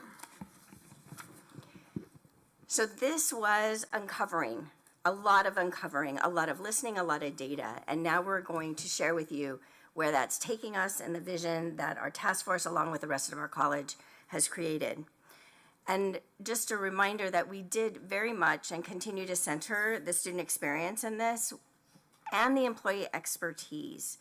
We were able, through those processes, to really listen, to consider opportunities as catalysts for transformation. And so as we move into our vision for the future, I want to bring you back to this overview slide, the at a glance, and we're going to share the elements of this framework with you. I think most importantly, it's really important to talk about the fact that this is an integrated plan. So it begins with the educational element of a plan. As you read through the document, you're going to see more than 40 references to curriculum, instruction, course content, and teaching, because what happens in the classroom for students is essential to their success. And when we listen to students through the qualitative and quantitative data, we had 3 fundamental elements that came forward that the students and supported from our employees said, these are the foundation. This is what students must have to succeed here. And that included welcoming, safe, inclusive, supportive environments. What happens in the classroom matters. Students need to feel that they belong there. Rigorous and relevant learning, absolutely. And it's essential for our students because we have emerging technology, careers of today and in the future, and we have to be able to have our employees support our students in learning and applying what they're learning. And then we know that students can't find things if they don't have the information they need to get to them. And that is essential for them to access that learning, to access the support so they can be successful. So the task force asked ourselves, now that we know what the students need, how do we then create priorities? Because we know that not all our students are succeeding. We need to close those equity gaps and improve our student outcomes. So the conditions for success are what helped us to define our priorities. And in a college plan, you often see that as a goal. It is a goal in our plan as well. We have 3, and we're going to talk to you about that. But that word commitment that is unique and innovative, this is our firm institutional pledge. It is our commitment to act upon what we're saying we're going to do and to provide conditions for success that our students identified. So we want to talk to you about this conditions for success and the 3 overarching institutional priorities and goals.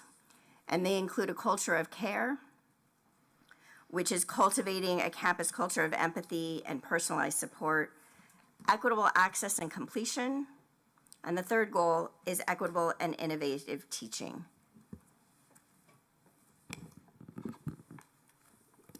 Our first goal is to create a culture of care.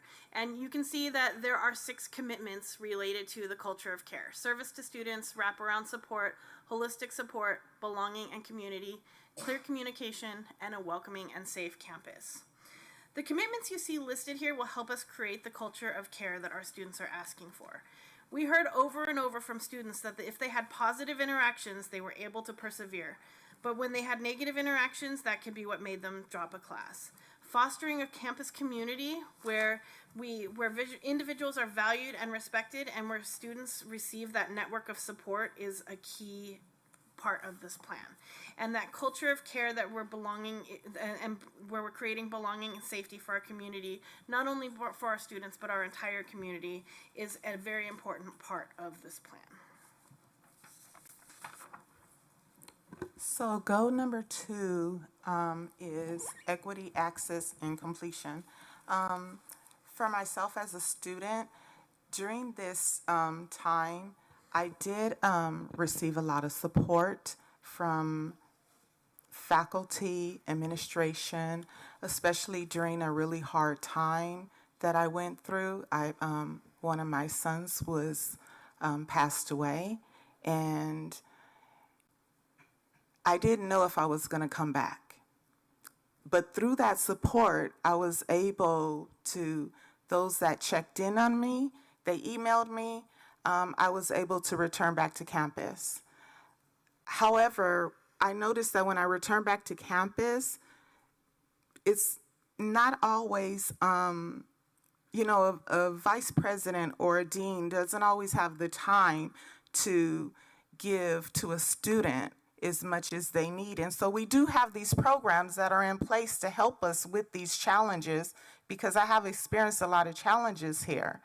However, each program that I belong to, there's not, I don't see someone who actually, not just that they look like me, but they actually understand me.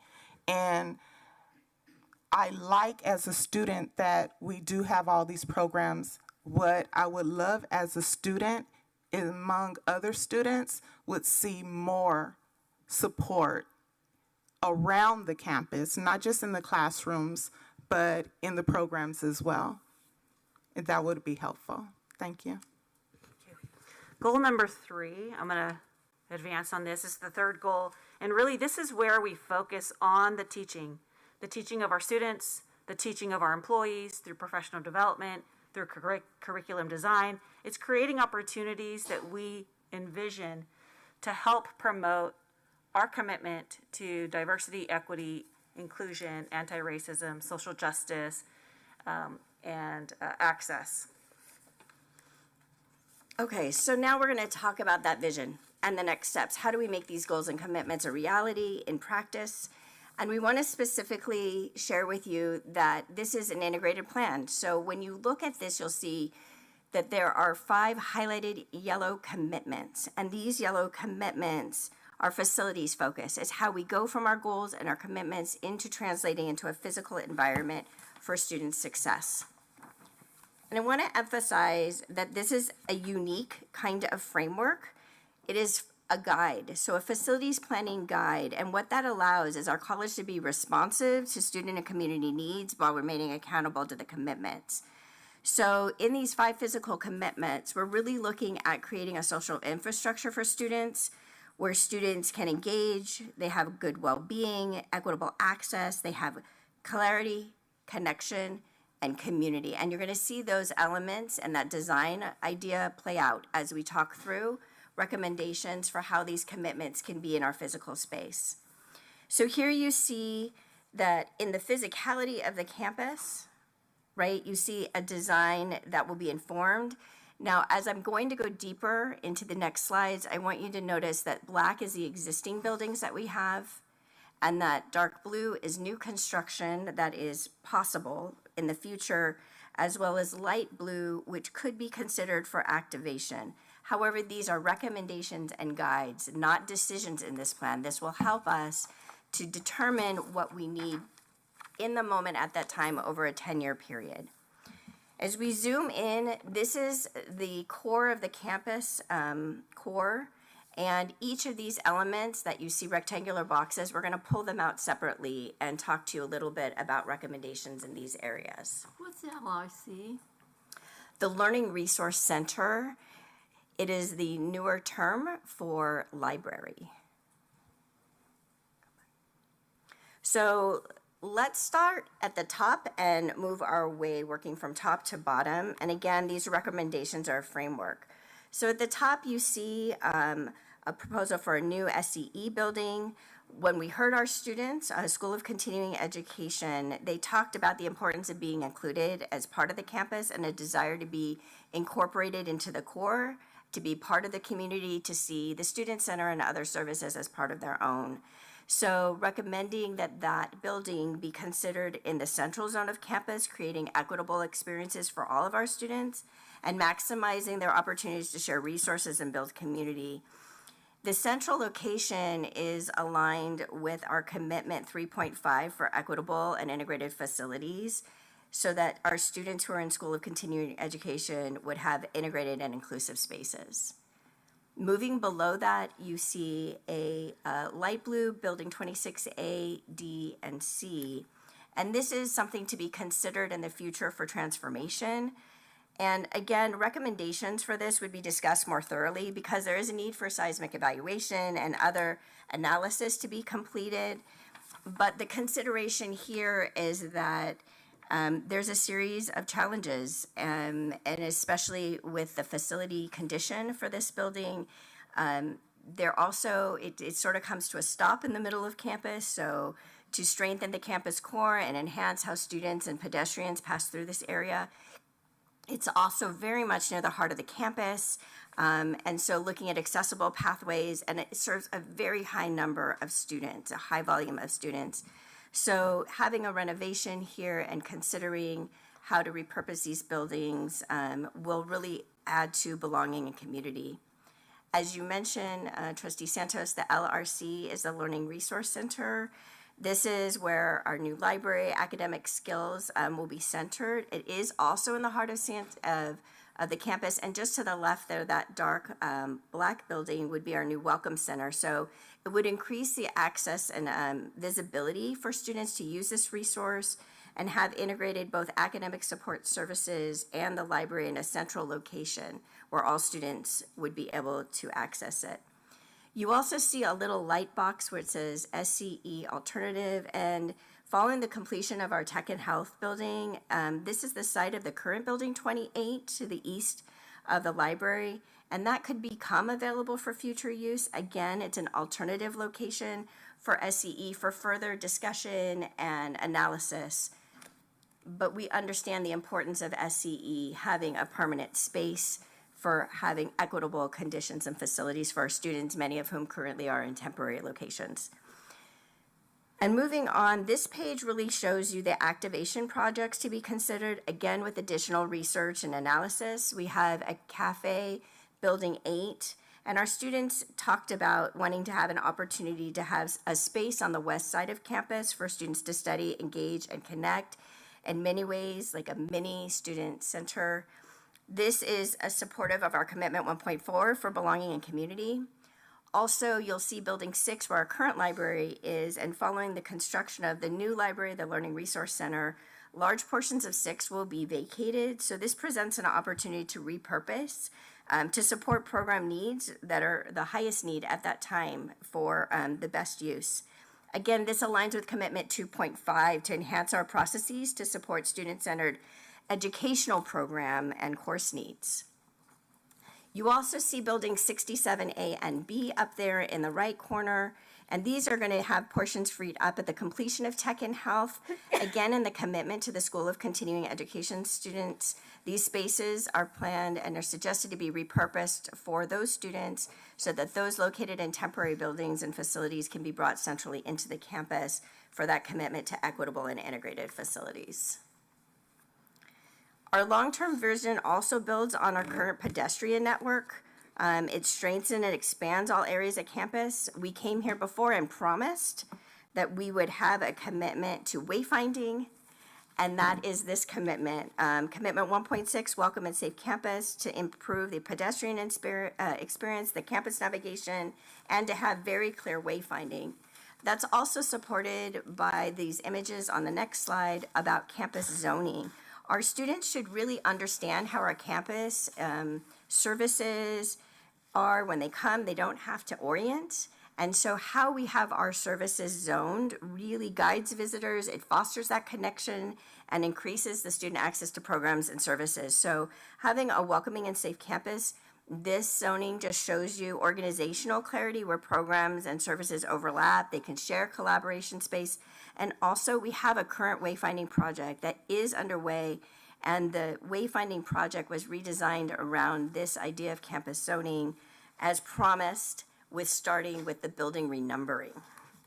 Can we celebrate that? And so as we are moving on, we also know one of the most important parts when you come to campus, as Tosh and Jennifer have talked about, is the arrival experience here.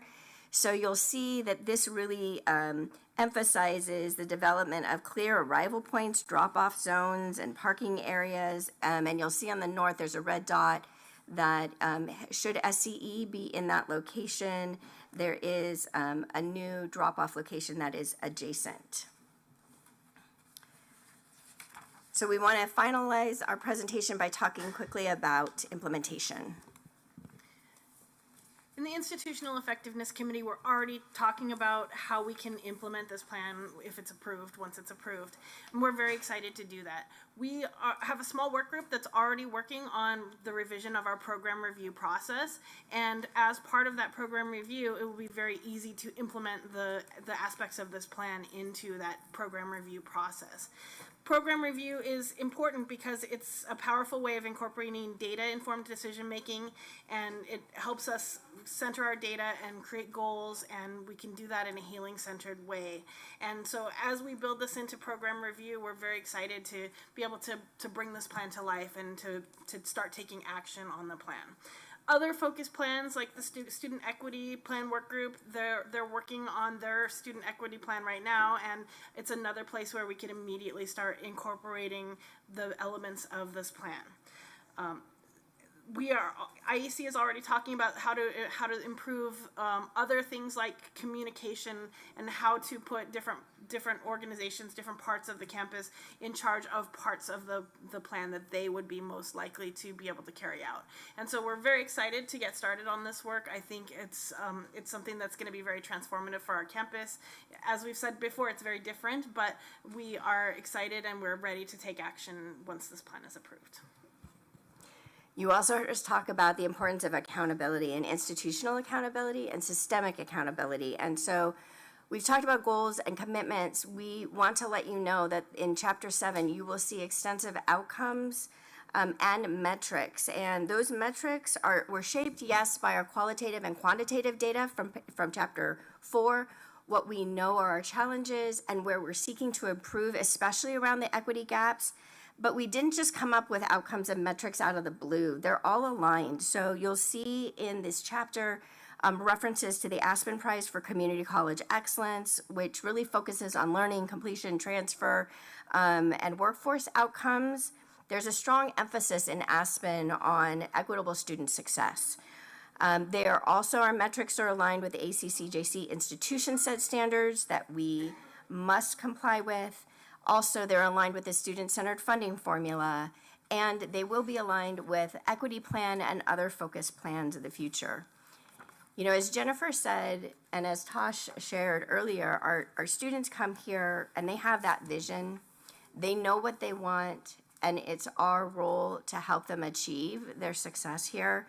And we have momentum already built behind this plan, as Jennifer mentioned. This spring, a cohort of 50 employees across the campus came together to learn about what healing-centered engagement is, how we can begin to rebuild the culture of care, that Mount SAC community that we are known for.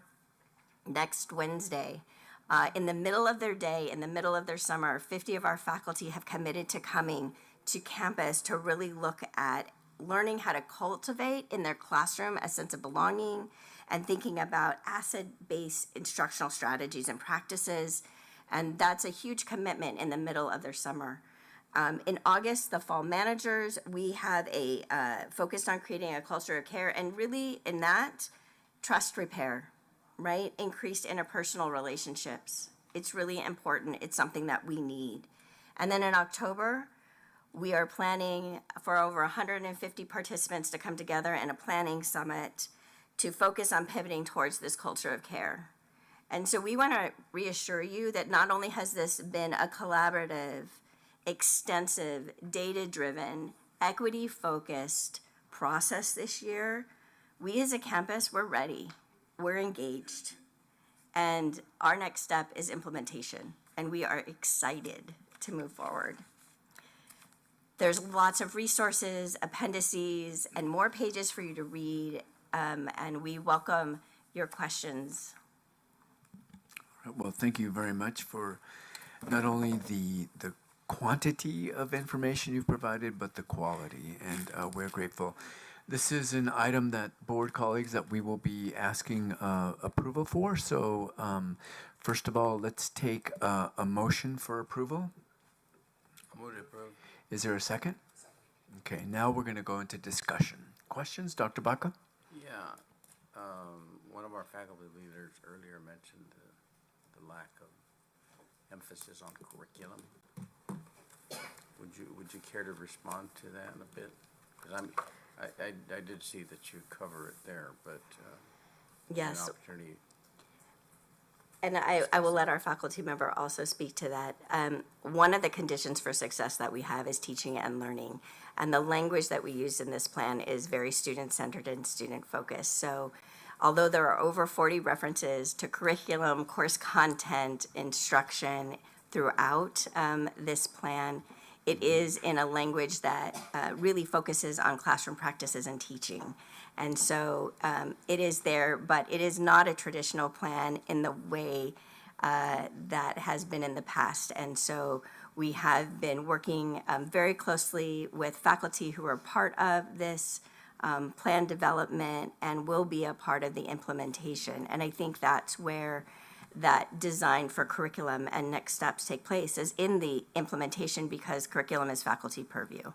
And so while there are references to supporting curriculum and development in this plan, we will see the curriculum come through in implementation, as it should, through academic senate support.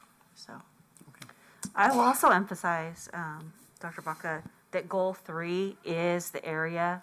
It has several commitments, 5 commitments that really focus on that piece, on providing professional development for faculty to infuse innovative teaching practices into their design of the courses and their learning experience for the students. And so while it doesn't say, hey, here's the curriculum design, again, we focused on the values. This is part of our new learning. This is part of our healing-centered focus and holistic development. And you'll see it in 3.2, investment in professional learning, as well as learning-ready infrastructures in 3.4. So Yeah, it's I can here. see where, Yeah. you know, as you read this, you can read into Yeah. a lot of that, and I think, I'm assuming that much of the criticism was just the mere fact that it wasn't highlighted as much as some of the other components. But, you know, it's in there. Are there any additional questions? Trustee Santos? Okay. You know, so we have a lot of really brilliant students. Holistic, equity minded, healing center, you know, for people of color. So not all people of color are traumatized, suppressed people. And, you know, what about our white students? And what about students that have, you know, really strong support systems, did not go through trauma, and don't need healing? I mean, I think there's a lot that's not included. It's not inclusive. There's a lot left out. And I think I saw rigor on the 40th page of this presentation. You know, what about rigorous education?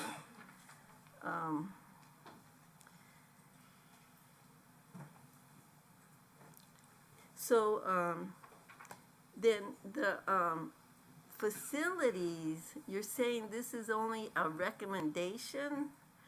So where's our master facility plan? And you know, when it comes to continuing ed, I think it went from 1 building to 2 buildings to 4 buildings with a fancy desert design, and now it's back to 1 building. Don't we need a master facilities plan that's it doesn't have to be set in stone, but, you know, that's a master facility plan that should come back to the board before there's significant changes. I mean, so, and then you know, like I said, you're only making recommendations, and, you know, somebody can make a big change, and I don't think that's good. Dr. Garcia? Also, you know, I was disappointed because there wasn't a community advisory committee for this master plan, and little trustee input, no two-way communication or an opportunity for us to have back and forth and input. So could you address those issues? So I'll go ahead and address them, and I hope, remind me if I miss anything, Trustee Santos. I appreciate your comments and your concerns in relevance to the plan. I'm going to start by addressing the question or concerns relating to facilities. This is a guide, and this is our plan moving forward, but within this guide are recommendations that require additional evaluation, including seismic evaluations. And if the board, which I believe the board has a greater desire in providing guidance and having greater discussion regarding facilities, if the board wishes to do that, I have proposed to include that in a future board study retreat, so that we have those discussions, which would include the analysis and data that is necessary in order to provide recommendations to move forward with some of these suggestions. This is our guide, and this is our facilities plan moving forward, with additional analysis required. So I think it's important to state that. I also would like for you to be aware, Deborah is here with us. She is an architect. She worked on this plan, and if there's specific questions that you have in relevance to her expertise, she is here to do that. In relevance to serving or being your comment relating to us not being inclusive, if we are creating and aiming to ensure that you're creating an environment and a learning experience for students that are, if your lowest succeeding students have a greater opportunity of success, all your students will benefit.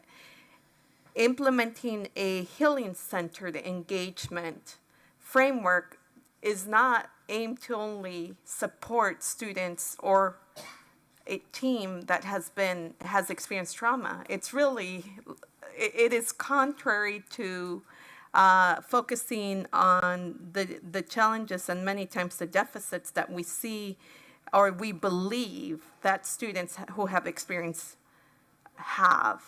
It is a complete, frankly, the opposite of that. And so I have had the privilege to work on a comprehensive plan in the past and a strategic plan in the past. And I will tell you, this is the most comprehensive and inclusive plan that I've had the opportunity to work with. And Deborah, who has worked on many plans, could attest to and affirm that what I'm stating is accurate. This is more inclusive than what we normally, when it comes to institutional planning, than we normally experience. I understand your concerns, appreciate them, but I assure you that it is an inclusive plan. So what's continuing ed going to be? 1 building, 2 buildings, 4 buildings? One building, and continuing ed So will also. why the changes? You know, why did we go from 2 buildings to 4 buildings to now back to 1 building? I mean, I think the board, you know, we need to know why these things are happening. Things are being whipped around, you know, with our master plan, and I don't get it. And is it going to be 3 buildings, you know, in a couple months, or? It is one building. Could the architect answer maybe? The architect could answer from her expertise, but the architect will not make a decision nor commit to this board in regards to. I think we all know the history related to like that. I said, we're being, every time we turn around, it's something different. There's a lot more history related to that. I think it's not, from a standpoint, appropriate to revisit all that at this moment. I think Dr. Arbayo has something to say. Go ahead. President Hidalgo, may I ask a question? Hold on, let's go with Dr. Arbayo first and then to you. So while in the drawings, it looks like there's one building, we're also being integrated into the new tech and health significantly. And so our students will get to experience brand-new buildings, expanded, I mean, it's a huge space that we're getting, huge spaces.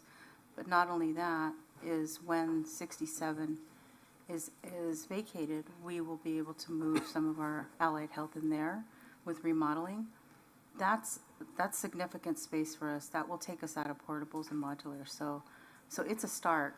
And I don't know that anyone ever said that that was the end for SCE as this one building. You're getting one new building, but you're not just getting one new building. Right. One new building and then others. So, yeah. And then when's there going to be another change? Thank you, Dr. Arbayo. Trustee Chow? You know, there's two reports here in our thing. And I focused on the first report, which is the 160-page one, not the 57-page one, okay? I found the first report very interesting because it talked about, the title is Facilities Master Plan. But the first report talked a lot about student success. Okay, so I have some questions on the first report, okay?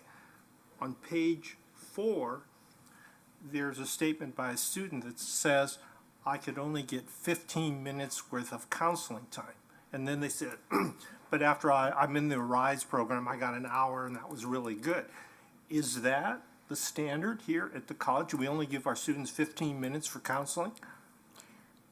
So I'm going to answer part of that and then defer to Dr. Castro. So those quotes were part of that qualitative data analysis we had where students shared with us what their experiences were, and they were what we call an anchor quote, which then helps us to understand perhaps some of many different students' needs that arise from that quote. In terms of the actual reality of the timing for how much time, I will ask Dr. Castro to respond. Standard appointments are 45 minutes in counseling. However, at times there is also express and drop-in, and so that is really available so that students have access to a counselor in a timely fashion and so forth. But then they are asked to also schedule an appointment for a longer meeting time. So what you told me is the normal appointment is 45 minutes, which should be adequate from our perspective? Correct. Okay. On page 15, there's still about safety at night. Is that going to be issued somewhere? I don't see answers to these concerns in the report. And that's what I'm looking for. I'm looking, okay, these are the issues. This is what we propose to address these issues. Is there a way, perhaps one day in the future we can have another session to talk about these issues that are raised if they're still valid concerns? Correct, and we definitely can, and that's when we think about integrated planning. One of my goals, CEO goals specifically related to addressing campus safety and enhancing it. So this is the overarching framework, how we carry out the framework and ensure we're accountable to meeting these metrics is going to be reflected, whether it's in my goals, whether it's in the other plans that we have in the campus that we are creating or have created. So we could definitely explain how we will do that. You know, on this page, they also talk about having Saturday and Sunday classes. Do we have Saturday classes here at the college?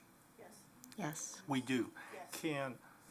Can a student who has to work Monday through Friday fulfill a major only attending Mount SAC on Saturdays? Is that within the realm of possibility? Can it be done? Dr. Feller?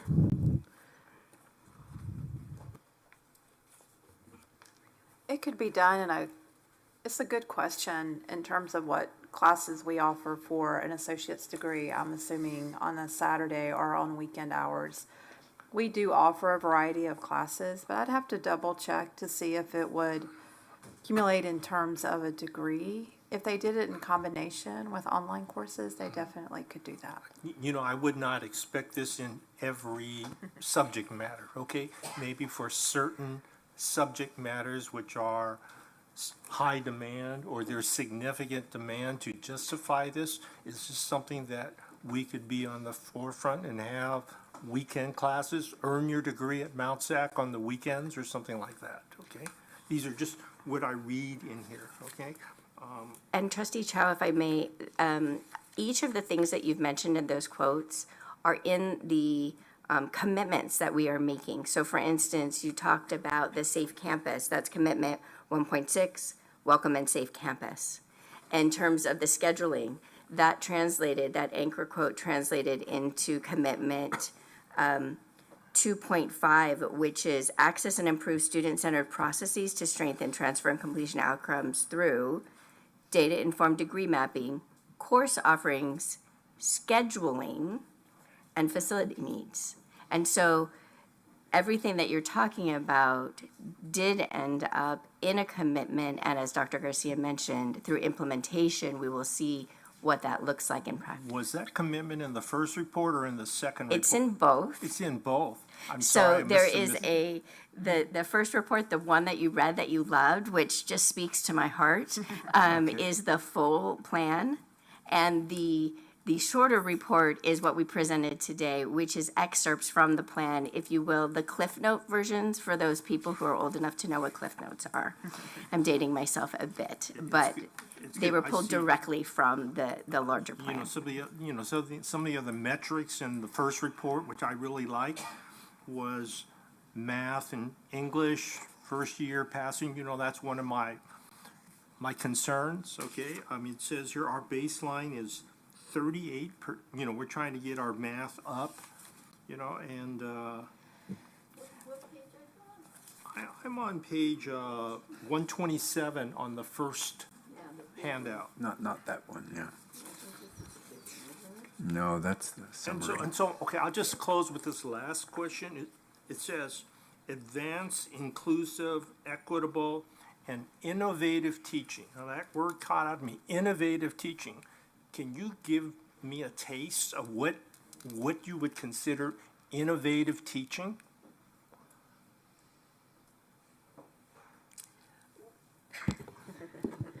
Okay, so there are many different ways to teach, Thank you, Dr. Parker. but you know, we think if traditionally a professor stands there and lectures for the entire class, the students are expected to take notes. That's not so innovative. An innovative way might be doing project-based learning, where you, to use an example of one of my colleagues, she teaches animal sanitation and disease class, and she assigns each student a disease at the beginning of the semester, and they have to, they're given just symptoms, and they have to determine what disease the symptoms are caused by, and how to treat that in a certain type of animal. So rather than her saying, if you see this disease which looks like this in cattle, then here's what you do, she creates a project for them, and then each of the groups that work together on each disease present that out to the class during the course of the semester. So that's a more innovative way of handling that, you know, of teaching that material. It allows the students to get a little experience with how would I track down the cause of these symptoms in the real world. It allows them to have a little bit more of an ability to feel like they can handle it. They know how to do it, and they've applied this knowledge and come up with a solution, and that would be used for, you know, in a clinic or something where they're working. So that's an example. Other ways would be, you know, teaching online. You're not just going to have students watch videos. You have to get them engaged. Otherwise, they tune out. And so there are a lot of different ways that we can engage students using different kinds of technology, using different kinds of assignments than we would traditionally have used. And in order for us to learn how to do that, there's a lot of training required to help us understand how to do that and how to use this different technology that might be available, how to use different teaching techniques that have been found to be successful. Hopefully that answers your question. Yes, if I were going to toss something out there and say this is innovative teaching, we would have a hologram with AI, and you could ask any question you want, and they could answer your question in class. And this is something that I don't know if it's going to be in my lifetime, but I think it's within the next 20 years. I don't know how the faculty would like that, but. Okay, my I answer think to our the chief faculty. technology officer is wondering how he can make that happen right now. Okay, so the faculty is, you create a very dynamic program and you license it, okay? And now you can teach in multiple locations and not have to physically be there. That would be my response in my twisted mind here. And Trustee Chow, that particular hologram example would fall under commitment 3.4. So in 9 years, so it's in 9 there. years when that technology becomes available, it's part of our learning ready infrastructure, knowing that we have to continuously update that infrastructure so our faculty can use that in the classroom when it becomes available. And that's what we're talking about, where this plan evolves with the college over time, and there are all of those commitments that they tie these elements to, allowing us to make really good decisions about resources. Okay. My closing comment is, it's a very good report. I found the academic side so much more, my cup of tea, okay? I think the facilities master plan, what's going to be built is going to be built based upon the physical limitations of what we can and cannot do. But thank you for being patient with me and listening to my questions. Thank you. Get 7 holograms to sit up here. Just asking. Hey. No. All right, board colleagues, I know we've spent an hour on this, which is needed, but do we have any additional questions? Okay, Trustee Chen? Yeah, thank you so much for this report. I also read the 163-page report, so didn't go to waste. Enjoyed it. I noticed that wayfinding came up a lot, and the empathy walks. I really enjoyed that. So the empathy walks were the people were role playing that and pretending they were that person. Yes, our task force members, when we had done, after the listening sessions, as well as the dive into our data, we created profiles that represented what students were telling us, and we asked our task force members who were part of making these decisions and recommendations to experience what the students had been telling us. And they are the ones who actually physically went out on campus all different hours and did these empathy walks. And then while it is not the data of the students, it allowed our task force members to put themselves into the shoes of a student, to be more student focused as we thought about our recommendations. And it was really insightful. And I think that really brought us also to understanding the importance of that culture of care. And we moved that goal, it was originally number 3 to number 1, because those experiences, walking into being lost on our campus sometimes, because we asked our task force members to try to forget everything they knew. I walk into a space, and how we were greeted, how we felt a sense of belonging, really had an impact on whether or not that task force member finished that walk, got to their ultimate goal. And so it was an important part of our process. And where are we with renumbering buildings and wayfinding? What's the solution? Valerie, can you answer that? I've challenged the team. I think they presented a year and a half plan, and I said we have to renumber this campus within 1 year. Yes, that's correct. They are working on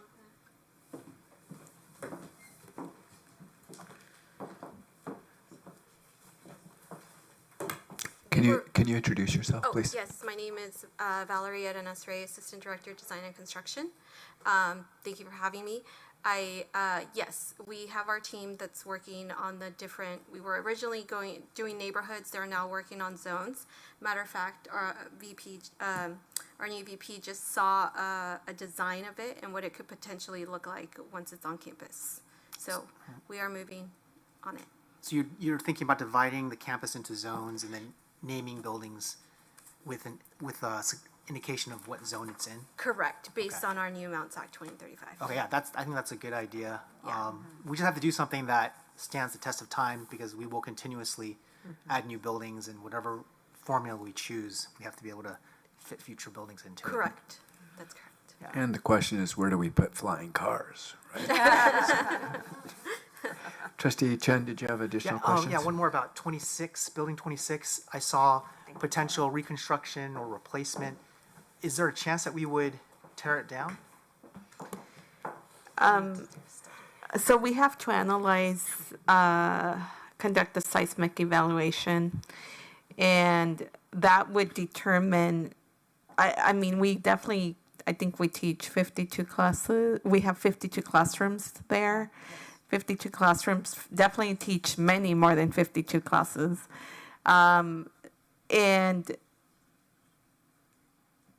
we need to evaluate the feasibility of modernizing. There was a point, and the task force members and our presenters here can affirm this, when it was determined just to remove it, and they came back, the task force came back and worked with our consultants and said, like, we cannot envision removing the entire building given how many courses we offer in that space. But I think it's important to be aware that if it was determined that it was not financially feasible, or that if the seismic evaluation was very cost prohibitive, then we have to look at other alternatives. And that's why the analysis is necessary in order to inform how we move forward. Yeah, so the reason why I was asking that is because we recently committed almost $1 million to security cameras for that building.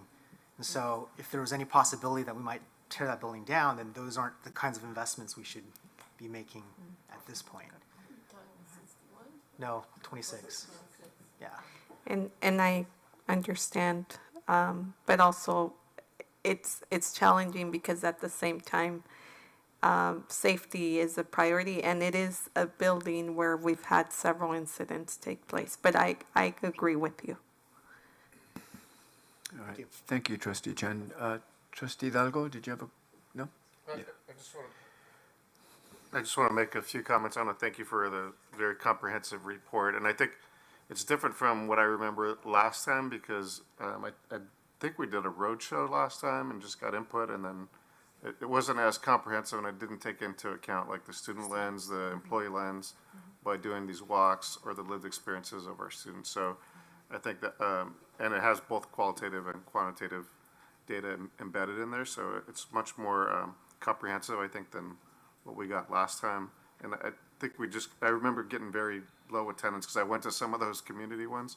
And I know there's community input in here. It would be nice to see a little bit more community, but the reality is a lot of those community members never really even walked on campus, the ones that showed up there. So the population that we want to serve is obviously our students and our employees and our community members that do come on campus at times. So I feel like this was much more involved and took into account a lot of different experiences on campus. So thank you. Thank you. Trustee Santos? So has any of the plans for continuing ed buildings, facilities been submitted to DSA, Department of State Architect? No, that we are far from that. No, and you would receive additional information before we do that. That's not, we haven't started. We've had preliminary discussions. We have not even started a design for it yet. I think we've had several designs, but so have any of our facilities people been involved with creating this plan? Yes, absolutely. They were part of the task force and have been an ongoing part of the conversations, and we have been collaborating with them throughout the entire process over this last year. So Dr. Garcia, when are we going to have a real facilities master plan? I mean, because even like the community it's their money that's paying for this, you know, so they're entitled to know. And I you know, I just a couple days ago, an alumni was telling me that he and his father voted, you know, for our last bond, but that it was so hard for them. It was really hard because, you know, it wasn't clear, and it's still not clear. Deborah, can you come to the microphone? And I know Trustee Ladd was trying to wrap up this conversation. Can you affirm from your expertise and your many years of experience that this is a facilities plan in regards as a guidance? Please, and share whatever other comments you'd like to share. Thank you. Sure. So I've been partnering with colleges to develop facilities master plans for many, many years. And this is I've seen a major evolution in the types of plans that are developed. And I think back to your previous plan that had a lot of detail. And think back to that when that was done, I believe it was 2018, is that right? The world has changed a lot and will continue to change. And facilities master plans, which are often called facilities plans or campus development plans, are becoming more flexible framework guides to help inform decisions, to describe what's most important with the commitments and goals, and then to allow for some agility and flexibility because things will continue to change. What happens often with the plans that have a lot of detail is that they become out of date very quickly.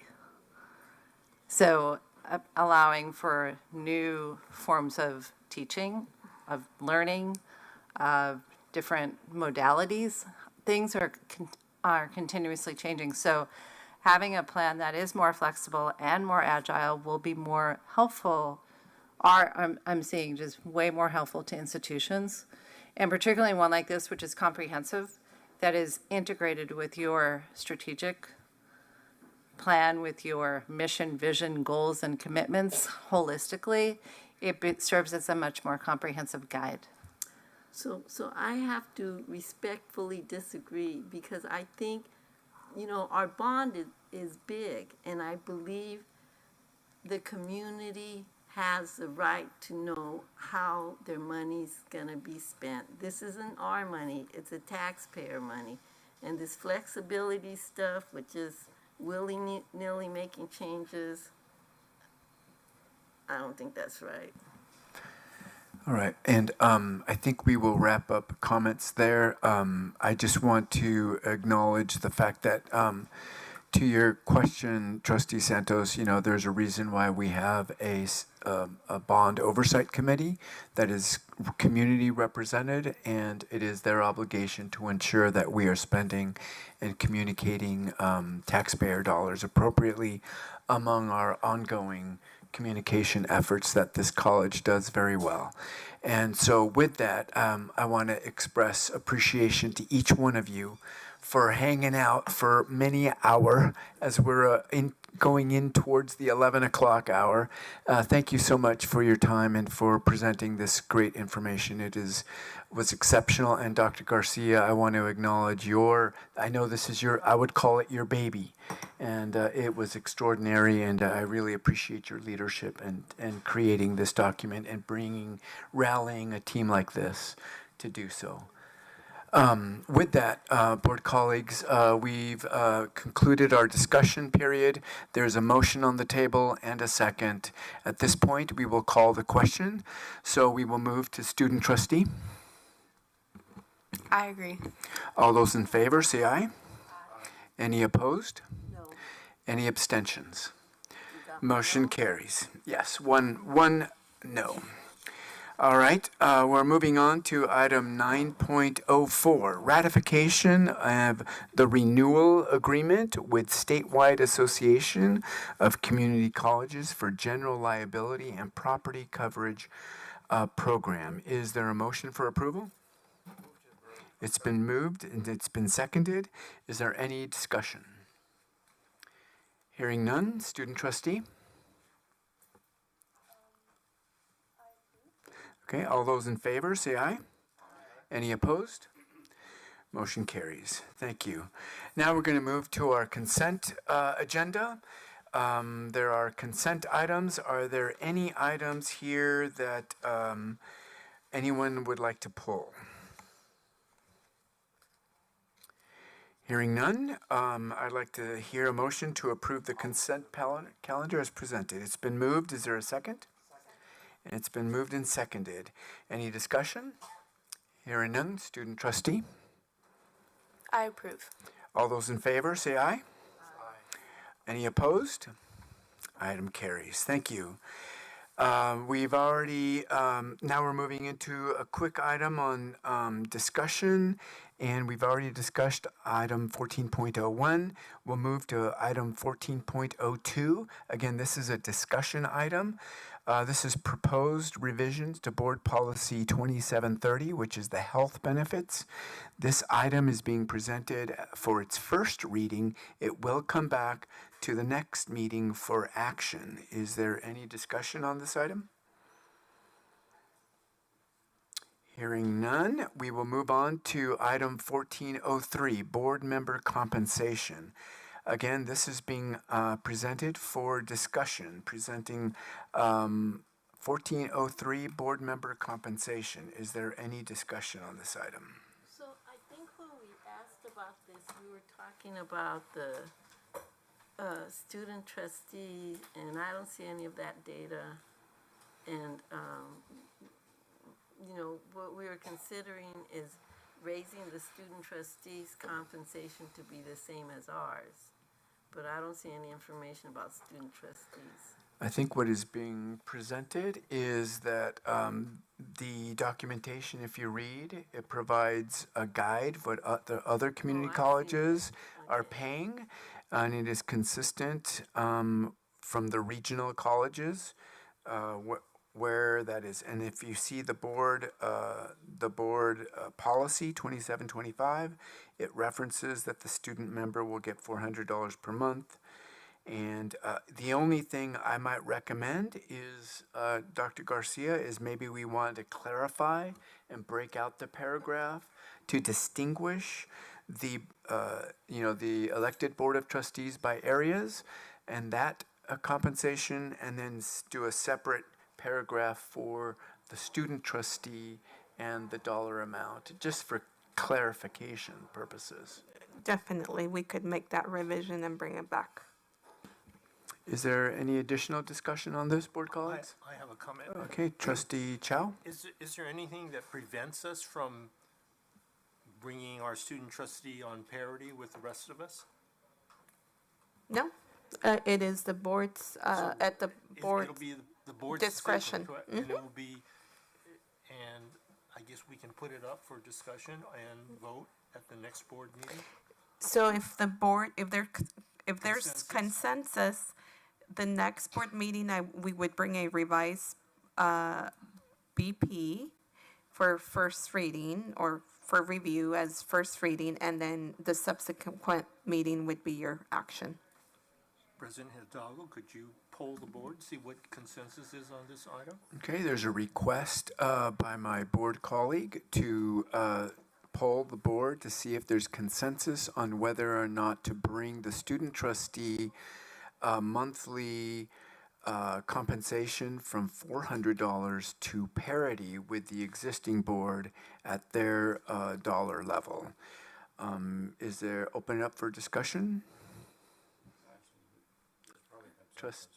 Trustee Baca? I'm fine. Yeah, I want that. Do the same amount, they have to read the agendas, attend the same meetings. Yeah, I was actually just about to advocate for that. As we are approaching the 11th hour, I've had to sit throughout the entirety of the meeting, and I'm not just advocating for myself, but for future student trustees who might want to take on this role, but are too afraid because of the responsibility and not enough compensation for that. I didn't take on this role personally because of the compensation, but because I wanted to serve the students and I wanted to gain leadership experience. But I am a student first and foremost, and I'm also I also have other part-time jobs. So with this position, I've had to cut down several hours of my other jobs so I could fully focus on serving the students. So I think it would be beneficial to me and future student trustees to receive the same amount. And with that, I would also like to add on to that how I feel about fair compensation, not just for student trustees, but for all faculty members. I believe that faculty, full-time, part-time, should be fairly compensated for all the work that they do to keep this campus going. So I just wanted to add that. Thank you very much for that. All right, Dr. Garcia, I think there's a clear consensus that if you would bring this back at our next board meeting with the parity with the student trustee, separating it out in the board policy. I would do that. Thank you. All right, great. Any additional discussion for this item? Okay, hearing none, we'll move on to our information items, which is now moving into 15.01. Again, these are just information items. There's no discussion required at this point. It's only provided for information. The administrative procedure 3300 of public records, 15.02 administrative procedure 7145. Personnel files. This item is provided for information. 15.03, our administrative procedure 7380 for retiree health benefits for all employees. The item is provided for information. And then 15.04, administrative procedure 7650. Subpoena process. This item is provided for information. We'll move on to items 16 under reports.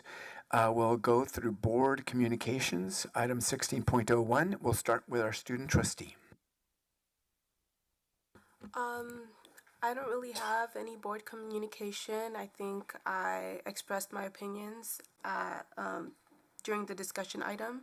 So I just wanted to leave it at that, and also express my support for the Mount SAC 2035 plan. I really enjoyed it, especially the numbering of the buildings, because I remember when I first started, it was really hard for me to, kind of realize that, building 60 is there, but building 7 is right next to it. It made no sense.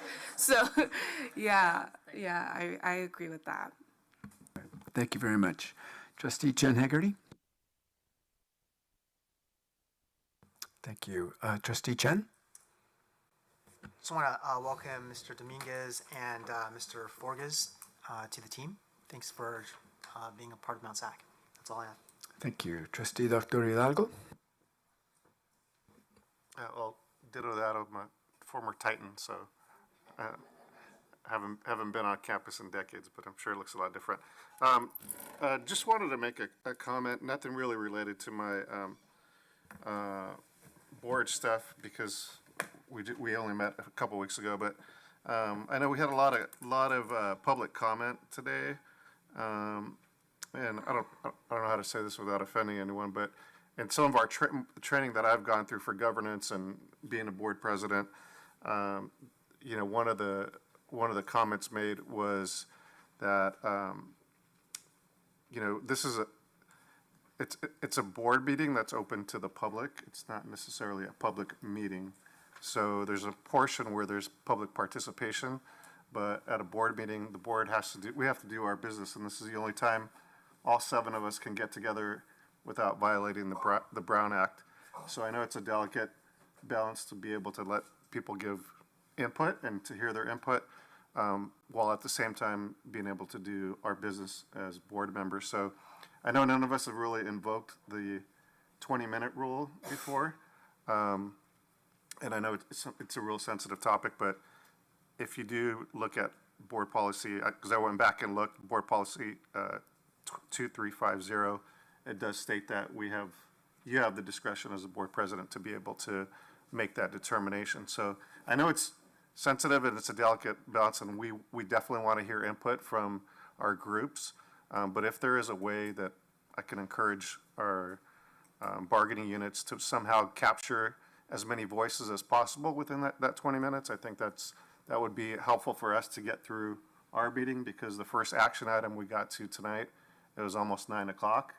And we also have staff here that has to come back tomorrow and do their work. So I just want to kind of throw that out there, that it is a difficult thing that we have to make as a board. But at the end of the day, it is a board meeting, and we only have, it's the only time we can, all 7 of us, get together without violating the Brown Act. So I just wanted to kind of remind the public of that.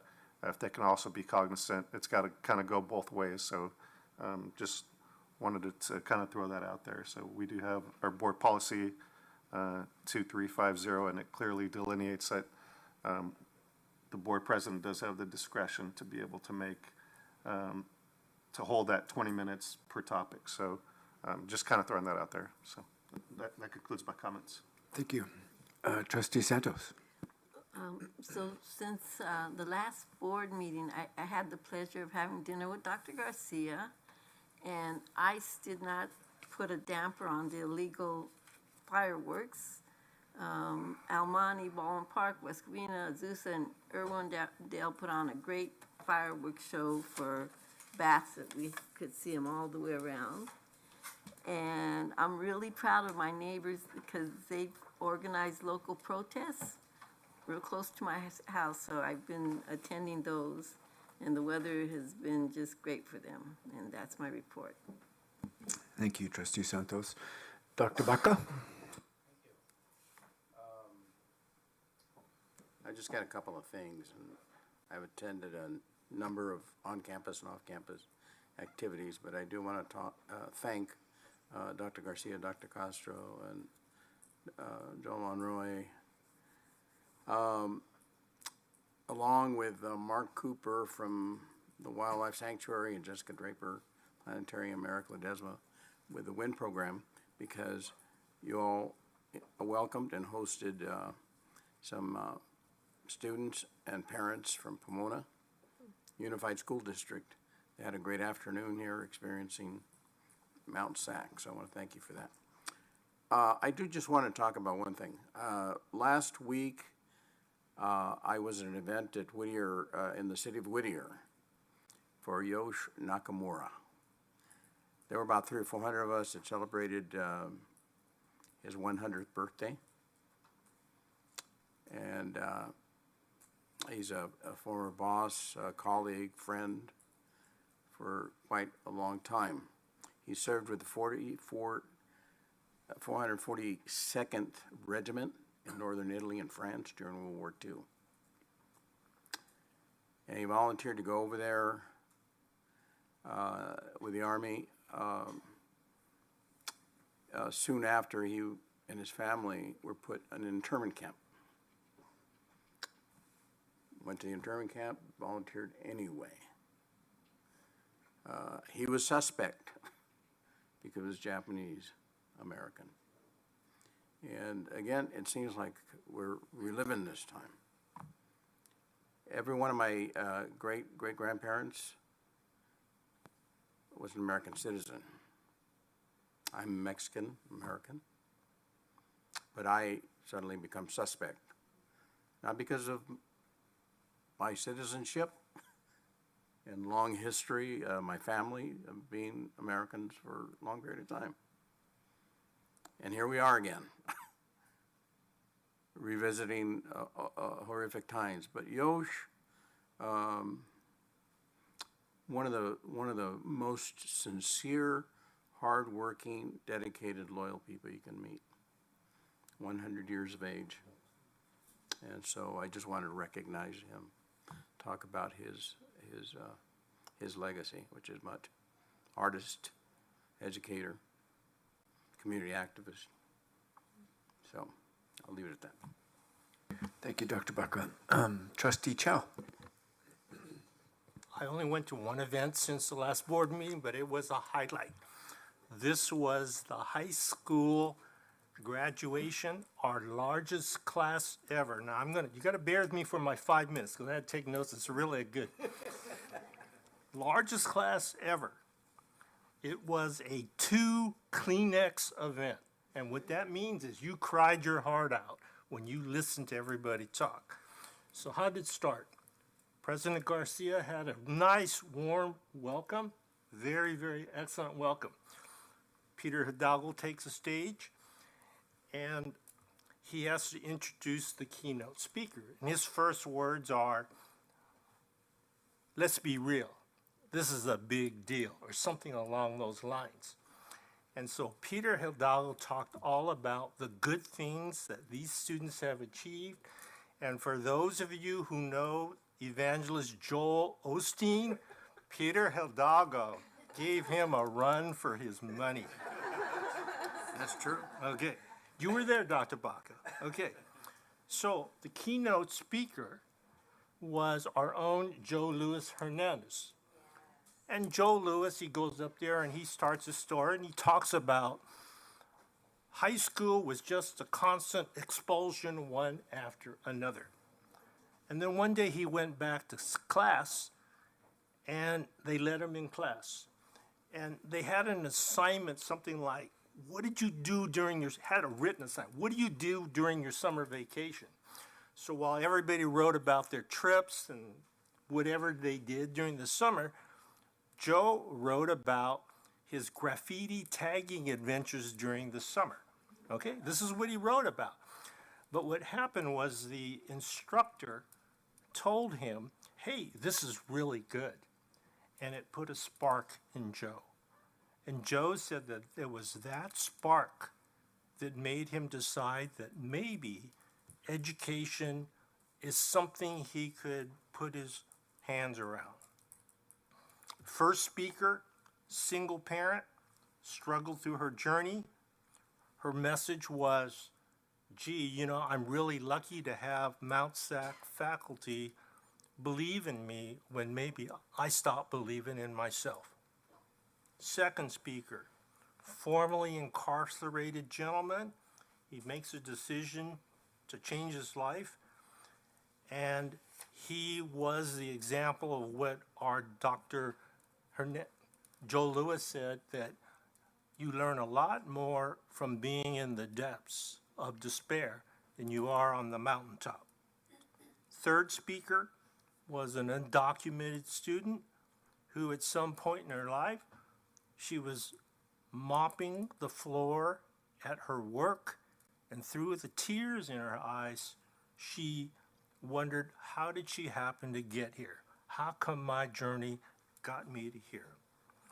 So the takeaway from this event, which I considered a real high energy event, is that yes, all the hard lifting is done by the student, but all the graduates needed was someone to believe in them, okay? And so to all of our employees, to all of our, Madeline, to all of your staff, Tammy, are you still here? I don't know, okay. To all the staff, you know, and all the classified, thank you. You just don't know what you're doing. And so in the program, all of the instructors had a little comment. So there's this one last comment by Mala Dave, and she quotes, or he or she quotes with a quote from Booker T. Washington. Success is to be measured not so much by the position that one has reached in life, but by the obstacles which he or she has overcome. And so with that, I have a little bit long comment tonight, but it is an event that makes me proud to be a trustee of this college. Thank you, Trustee Chow. I couldn't agree with you more. That was a remarkable evening that I will never forget. And thank you for allowing me to be a part of that. And it was great to see you, Trustee Chen and Trustee Baca there, and of course, Dr. Garcia. My only report is, in addition to the high school graduation, since we last met, I got to meet with another stakeholder group as part of my commitment of meeting not only with the Faculty Senate, the Classified Senate, but I met with this group called the President's Cabinet. And, and I got to meet with them this week, and what a joy it was. And thank you for Dr. Garcia for allowing me to crash your party and meet and just be part at the table with your team, your leadership team, and what a great team you guys are. And like I said, you guys are committed to lifelong learning, and you are lifting and changing the lives of our people, and I just want to reiterate. And board colleagues, the vice president, the vice presidents and the associate vice presidents said wonderful things about each one of you, especially the fact that you guys are so connected to the communities and how grateful that you are that we spend time not only here on campus, but in the community. So President's Cabinet members, thank you so much for welcoming me. It was a true delight. With that, I think we've wrapped up my section. Now we will go to the last item, 16.2, the President's Report. We're going to try to do this in 3 minutes. 30 minutes? 3 minutes. Wait, and I'm Robert Hidalgo. By the way, she Yes, called me. yes. She called me Robert Hidalgo at the President's Cabinet meeting, and I'm still giving her a bad time about that. Trustee Hidalgo came in during a conversation that I was just focused on a grant, and I referred him to him as Robert Hidalgo. It's all his. They're cousins, so. So I'm going to start by acknowledging and congratulating Angelique Davis, Director of Purchasing, for being honored with the Sankofa Award at the Center for Black Culture and Student Success graduation. And also mention that we were awarded the Leverfield and trophy. It's the Director's Cup, and just really proud of our athletic program, our students, our athletes, and it had been quite a few years since we had been awarded this cup. It is our second one, and I'm just really, really proud. We could definitely have them come and show the trophy. Yes, let's schedule that. I'll skip through most slides, but I just want to thank you, Trustee Chow, for sharing this amazing experience for us to see our students succeed at the high school diploma, high school equivalency commencement. Thank you for those beautiful words. It was an amazing experience to be there, extremely meaningful, and I'm just really proud to serve alongside all of you and grateful to the School of Continuing Ed and every team member that supported the students through this journey and that has continued to guide them. So thank you for that. Student Services Bridge Welcome Day, 229 first-time freshmen, first-generation students were welcomed. So continuing to engage our students as we prepare them to succeed at Mount SAC. And Trustee Vaca mentioned the Pomona Unified Campus visit. Trustee Vaca, it was a beautiful morning and emotional, but to be able to create a safe space for our community and their children where they feel comfortable being vulnerable was truly an honor. So thank you. And then some of the monthly activities that I've participated in.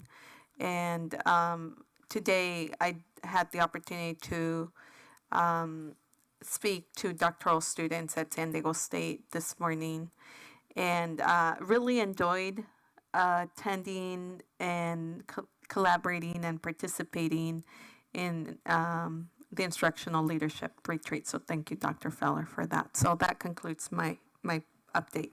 And thank you, everyone, for your hard work and your commitment. Thank you. Great. All right. I believe we are now at the end of our agenda. And so at this time, we will wrap up our meeting. It is 10:45, and our next meeting is Wednesday, August 13th. And until then, this meeting is adjourned.